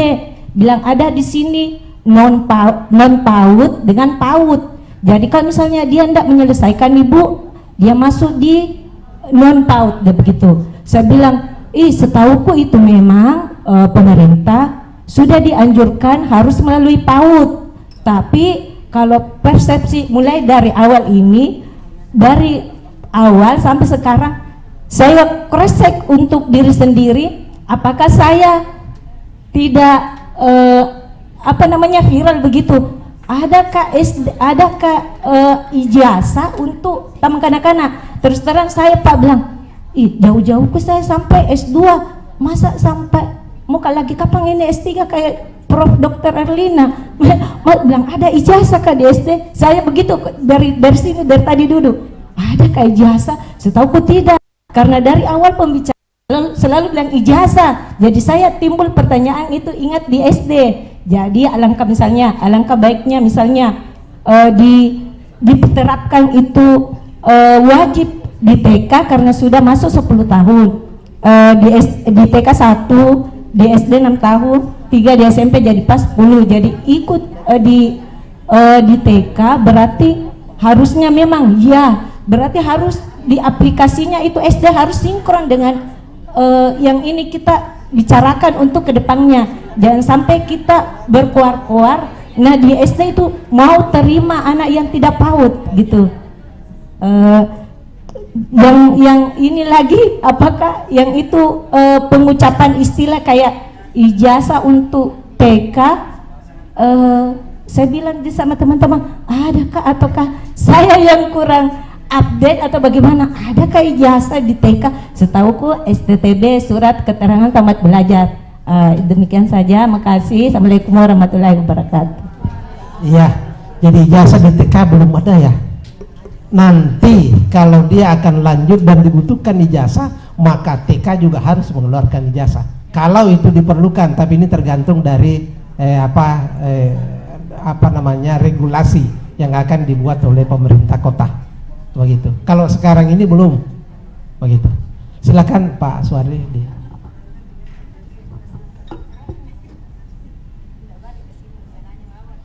Tadi pertanyaan dari Bu Ambar ya terkait dengan rapor pendidikan ya. Kemudian Ibu kan sudah katakan tadi RKT-nya ya, di RKT itu sudah lewat kan untuk perbaikan ini. Jadi mohon nanti di Sulinjar yang berikutnya Ibu kan berdasarkan itu makanya tadi identifikasi, kemudian kita benahi ya Bu ya, refleksi dan benahi. Hasilnya itu Ibu nanti kan Ibu sudah merasa itu kita bisa menggunakan pada berikutnya ya. Dan hasilnya itu juga nanti kan terbaca di rencana kerja tahunan kita, dan itu akan dimasukkan di aplikasi untuk mendapatkan anggaran itu ya, di BOP kan Bu ya, BOP. Nah, lewat aplikasi Arkas dan Markas yang ada di Dinas Pendidikan, ya Bu ya. Kebetulan terkait dengan regulasi dan tata kelola itu di bidang saya di kantor, ada staf saya di sana yang tangani terkait itu Pak Nanang namanya, ada beberapa teman-teman yang datang yang aplikasinya memang bermasalah. Itu Bu sudah benar ya, sudah benar ya. Jadi harus dibenahi ya, apa yang rendah tadi itu, apa yang bermasalah itu. Nah, kemudian masukkan di RKT-nya kan nantinya supaya pada persiapan berikutnya Ibu sudah tahu, oh di sini letaknya kami sehingga kami berwarna merah, kami berwarna kuning, ya Bu ya. Itu makanya tadi identifikasi, refleksi dan benahi, ya Bu. Saya kira itu Ibu. Kalau terkait dengan Ibu kan sudah dijawab tadi Bapak ya, bahwa di PAUD memang belum ada ijazah, ya itu. Saya kurang tahu juga aplikasi yang digunakan di SD, aplikasi apa namanya Ibu, itu sehingga terbaca bahwa ada non PAUD dan PAUD, ya itu. Mudah-mudahan bisa kita tahu semua. Apakah di Kota Makassar khususnya dipakai aplikasi itu atau gimana, ya Ibu ya? Kan? Tabek Pak, di Kota Makassar, TK yang saya kelola di TK Kecamatan Talo, ada di situ TK yang terima anak murid kami, tapi dia tidak mengambil SKTB-nya. Ya, dia katanya ditanya sama orang tuanya pernah masuk PAUD, dia bilang iya, bilang mana anunya, surat ijazahnya, iya, dia bilang, dia telepon, dia bilang, Tabet Pak, memang kami PAUD, namanya itu anak tidak menyelesaikan di PAUD kami, tapi yang kita minta itu jasa. Kami itu tidak pernah menerbitkan ijazah, kita membuat SKTB itu di Dinas Pendidikan gitu. Iya, makasih. Jelas Ibu, berarti anak yang bersangkutan itu tidak menyelesaikan pendidikan, pasti tidak punya SKTB, ya kan ya Bu ya? Nah, tapi penasaran juga Pak, toh saya bilang, Tabe bisa difotokan itu aplikasi tak, ada situ kentara Pak, non PAUD dengan PAUD, dan bisa mitulari anak muridku banyak setiap tahun itu tidak ambil ijazah Pak kalau begitu. Nah, bagaimana teman-teman? Jadi gini Bapak Ibu, makasih. Nantinya, ya mohon maaf Pak, dari ini Pak Mahmud tadi kan sudah nyampaikan bahwa memang belum ada ijazah, tetapi kalau dibutuhkan ada kan keterangan ya Bu, sudah keterangan. Nah tadi siswanya itu, muridnya itu memang tidak tamat. Ya mungkin pada waktu masuk SD dia ngomong ke SD, dia pernah duduk di PAUD, dia tidak bilang tamat, sehingga guru di SD itu mencari mana ijazahnya pernah duduk. Nah ya itu namanya DO, berarti dia itu belum ya DO ya Bu ya. Nah, DO drop out namanya itu dari PAUD ya, masuk. Jadi itu Bu, itu ya itu. Tapi Pak potong sedikit, mohon maaf, kalau kayak gitu permasalahannya tidak kelar-kelar kalau kayak gitu terus Pak. Setiap tahun kami memang punya masalah itu, ada surat keterangan belajarnya tidak diambil. Ya, jadi izin, inilah tujuannya sarasihan ini, supaya kita mengusung nanti apa regulasi yang perlu, apa yang dibutuhkan, sehingga SD tidak semena-mena menerima, kan gitu. Ya Pak, ini tujuannya Bu, kita duduk di sini. Kita berterima kasih lah ke Dewan Pendidikan Kota Makassar memfasilitasi kita untuk berbicara terkait dengan itu. Ya, kan sekarang ada programnya pemerintah juga namanya transisi PAUD ke SD. Ya Bu ya, itu mudah-mudahan nanti tidak ada lagi sekolah atau SD yang mau menerima anak tanpa ada keterangan pernah bersekolah dan tamat di PAUD. Saya kira begitu Bu. Terima kasih. Saya kembalikan ke moderator Pak. Oh ada Ibu, tambahkan. Iya, saya kira penjelasannya Bapak sudah sangat jelas. Yang pertama Bu, kita sepakat dulu, tidak ada aplikasi yang dikembangkan untuk itu. Dia bikin sendiri tuh. Kalau kita mau aplikasi ke Bapak nih pusatnya. Jadi jangan percaya karena ada jalur resmi.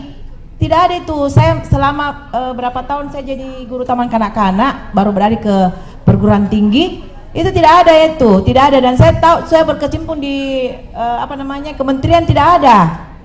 Iya, jangan makin takut. Dan begini, ada ijazah di taman kanak-kanak Bu, ada kan kita buat itu toh, ada. Tidak ada, siapa yang bilang tidak ada ijazah? Kalau dia masuk ke satuan pendidikan, berumur berapa dia, ada kan kelompok A, kelompok B. Kelompok A itu 4 sampai 5 tahun, kelompok B 5 sampai 6 tahun. Dia selesai di mana? Selesai di 5 sampai 6 tahun, berarti dia sudah selesai menyelesaikan. ada ijazah gitu. Iya, ada. Jadi kalau saya mendengar tadi tidak ada ijazah, ada.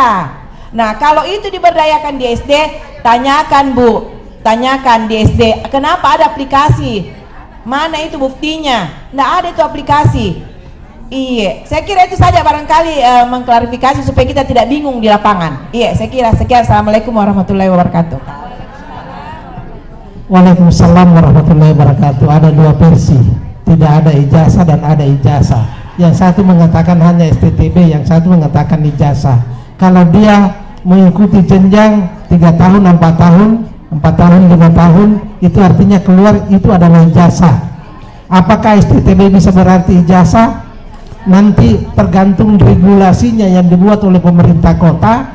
Apakah mengatakan saja bahwa diterima di SD harus memiliki surat tanda tamat belajar, atau ingin mengatakan ijazah taman kanak-kanak, misal, tergantung dari regulasi yang dibuat oleh pemerintah kota. Kita dorong bersama karena ini adalah program, maka yang mengetahui ini adalah Bapak Ibu semua, karena Dewan Pendidikan sudah berkomitmen untuk melakukan itu. Sebelum ditutup, saya ingin sedikit mengomentari ya. Wajib belajar pendidikan dasar 10 tahun ini mahal. Kenapa mahal? Di tingkat taman kanak-kanak itu biasanya pembayaran jauh lebih mahal dibanding dengan SD. Maka mungkin kita bisa merekomendasikan bahwa biaya operasional yang ada di taman kanak-kanak sebaiknya lebih tinggi daripada yang ada di SD. Sebaiknya, itu salah satu rekomendasi mungkin ya. Lalu kemudian ini kan baru 30% anak kita yang masuk SD sudah melalui jenjang TK, maka kita harus dorong supaya juga 100%, maka dia harus berijazah. Yang berikutnya 8 standar nasional pendidikan, tadi disampaikan sama dokter. Yang penting ini terpenuhi di semua satuan pendidikan, di semua PAUD yang ada di Kota Makassar. 8 standar nasional pendidikan ini harus terpenuhi. Apalagi ini terkait dengan akreditasi. Kalau itu terpenuhi, insya Allah akreditasi bukan hanya akreditasi C, B, bahkan A bisa diperoleh. Lalu berikutnya, bagaimana dengan tulisan-tulisan dinding? Saya komentari ya. Tulisan yang dinding yang bervariasi di banyak sekolah ya, di taman kanak-kanak, itulah ciri khas taman kanak-kanak. Warnanya berbeda ya, coraknya, warnanya, sekolahnya dan sebagainya. Ini memang berbeda dengan sekolah-sekolah pada umumnya. Beda apa Ibu istilahkan tadi, beda dengan gedung, dengan hotel ini. Itu semua adalah bagaimana bisa memunculkan kreasi dari anak untuk ingin tahu, dia mendapatkan sendiri, memperoleh sendiri dari penelusuran kreasi aktivitas yang dimiliki oleh anak. Ini terkait dengan literasi dan numerasi. Itu semacam kesimpulan yang saya sampaikan kepada ibu-ibu sekalian, bapak dan ibu sekalian. Tiba saatnya Ibu Wakil Ketua Dewan Pendidikan Kota Makassar, Ibu Yeni Rahman akan memberikan juga informasi-informasi terkait dengan kegiatan kita hari ini. Nanti pada akhirnya kami juga memohon kepada Ibu Wakil Ketua sekaligus menutup kegiatan ini secara resmi. Terima kasih, saya persilakan.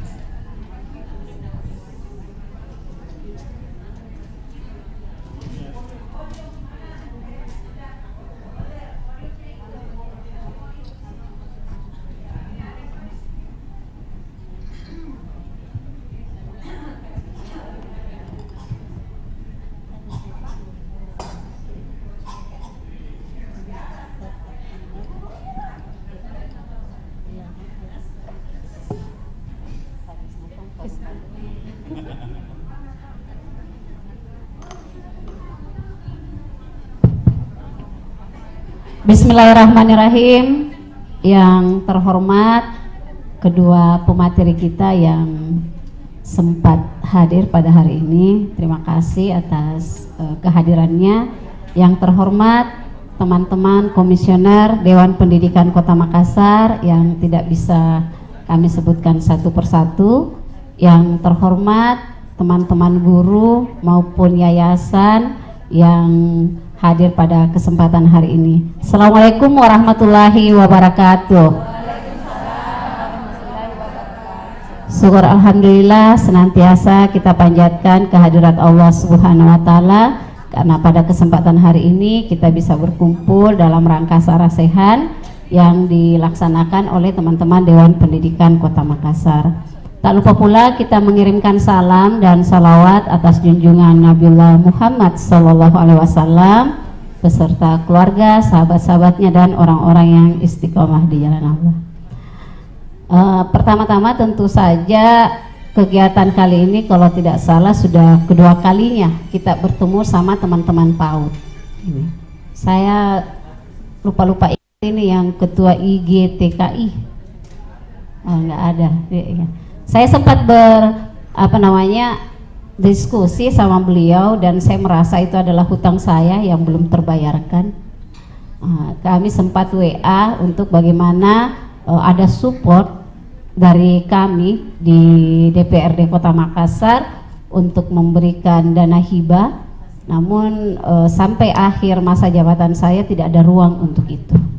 Tetapi tentu saja ini menjadi hutang pemikiran saya dan mudah-mudahan terkait PAUD yang sempat saya dengar juga tetap masuk di wilayah provinsi.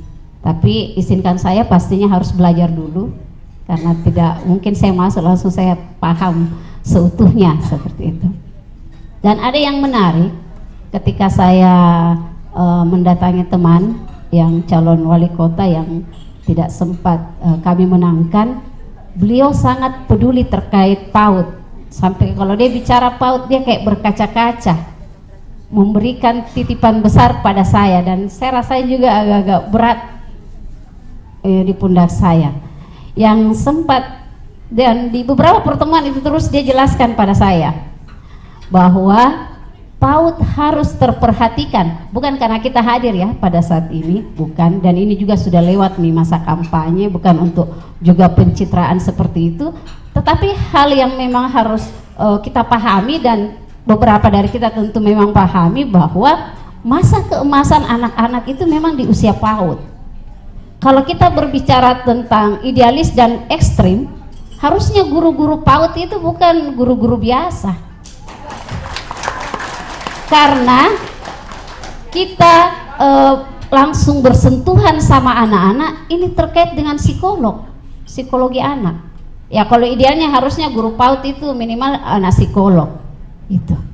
Tetapi artinya kita juga tidak karena dasar ini akhirnya kita bilang, ih bagaimana ini guru yang terlanjur diganti juga. Tidak, kita harus, ini pemikiran saya ya, karena sudah ada guru sudah tersedia, maka yang harus kita lakukan inovasi dan kreasi, memberikan dia bekal yang harus dia miliki.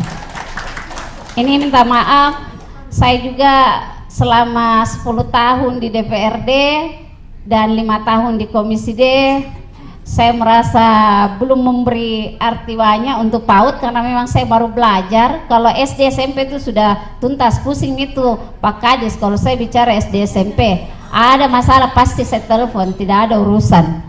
Cuman di PAUD ini saya memang harus juga belajar, tidak mungkin saya juga asal mengkritik, saya tidak paham gitu. Jadi ini hutang besar saya dan saya diberikan kesempatan di provinsi. Dia menjelaskan bahwa ada satu yang bisa untuk kita masuki, bahwa di beberapa tempat dan itu dimungkinkan ada namanya hibah keuangan. Namun hibah keuangan ini memang tidak pas kalau saya yang mengusulkan, karena saya bukan dalam komunitas gitu. Nilai seperti yang lain tidak. Ini dia nafasnya panjang, tetapi memang harus fondasinya yang kuat. Jadi di PAUD ini juga saya pasti akan meminta banyak bahan dari kita, dan ada beberapa yang saya kenal, paling senior saya suka panggil Kak Mul yang dari Almarka, ada tadi Bu Yus yang lagi keluar, banyak Ibu juga ya, banyaklah beberapa sini, tolong berikan saya informasi sehingga nanti kita meramu, tapi saya juga tidak mau jumawa. yang mengatakan pasti selesai. Saya akan belajar bagaimana kita bisa masuk untuk itu, karena walaupun saya secara politis itu tidak rangka politis, ada namanya amal jariah. Jadi karena kita yang sama-sama pernah guru, kita merasa kalau ada guru honorer saya suka rela, suka-suka dan rela tidak dibayar.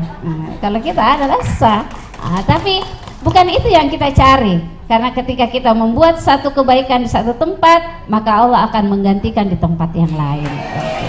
Jadi semangat ya guru-guru PAUD. Memang mungkin nilainya itu kecil di tempat yang kita mengabdi, tapi yakin saja Allah mempersiapkan di tempat yang lain yang jauh lebih besar. Tapi tidak boleh juga bicara begitu, saya sebagai seorang politisi, saya harus mencari kebijakan untuk itu. Ini cuma tidak ada seletan di IGTKI. Nanti saya coba akan belajar, dan kita akan mendorong minimal honor untuk guru-guru PAUD itu bisa lebih manusiawi, istilahnya itu teman. Kalau misalnya 300 sebulan, transformasi berapa? Ya. Jangan ton juga dibilang tawa kadiantar ji, kau pakai bensin juga. Jadi gampang sekali kalau kita mau telusur itu jawaban gitu. Tetapi sekali lagi, karena memang kita mencintai profesi kita, kita tidak berbicara soal angka-angka. Ya kita nikmati semuanya ini. Tetapi saya selaku politisi dan perwakilan kita semua, itu tugas dan tanggung jawab saya bagaimana mencari sebuah kebijakan yang bisa mengakomodir atau minimal bisa meningkatkan sedikit taraf hidup daripada guru PAUD. Dan yang kedua, kalau misalnya kita pemerintah akan CSR, harus digaung bahwa fondasi yang paling utama dimulai dari PAUD. Mungkin saya juga akan butuh data sejauh mana sih kompetensi guru-guru PAUD kita, bukan karena dia tidak bagus kompetensinya langsung di out, tidak, tetapi bagaimana yang masih kurang, ini yang harus mendapatkan perhatian dan bimbingan. Kalau dia hanya tamat SMA, bagaimana caranya dia bisa di S1-kan. Kalau misalnya dia kurang cerdas, ya harus dia dicerdaskan, bukan dengan kita memangkas dia harus pergi, seperti itu. Tapi izinkan saya mungkin 1-2 tahun ya, saya mudah-mudahan lebih cepat, karena saya tidak mau sesumbar bilang saya sudah dilantik langsung ada, tidak. Tapi pastikan saya akan berbicara terus. Salah satu menjadi prioritas saya ketika di provinsi adalah guru-guru PAUD. Dan kayaknya momennya pas. Saya ketemu dia 3 hari lalu pada saat dia ulang tahun, dia titip itu, kenapa? Ternyata hari ini DPKM, jadi pas momennya, dan mudah-mudahan kita bisa meningkatkan kualitas anak-anak kita, karena di PAUD adalah masa keemasan, banyak memori nanti yang akan tersimpan di anak-anak kita. Jadi disinilah memang letak fondasi untuk itu. Saya kira cukup, dan kalau saya diizinkan masuk juga di grup tak, saya akan bersedia, bukan hanya karena untuk 5 tahun depan ya. Bagaimana kita bisa mengetahui apa persoalan, kira-kira apa juga yang kami bisa kolaborasikan, sehingga persoalan itu tidak menumpuk baru tersampaikan. Seperti tadi banyak masukan-masukan, dan alhamdulillah sudah terselesaikan. Karena sudah tidak ada lagi, dan kayaknya waktunya, di mana ada pertemuan pasti ada perpisahan, di mana ada awal pasti ada akhirnya. Jadi untuk itu marilah kita sama-sama mengucapkan hamdalah, alhamdulillahirabbil alamin. Sarasehan penguatan program wajib belajar 10 tahun bagi pengelola PAUD Kota Makassar saya tutup secara resmi. Assalamualaikum warahmatullahi wabarakatuh.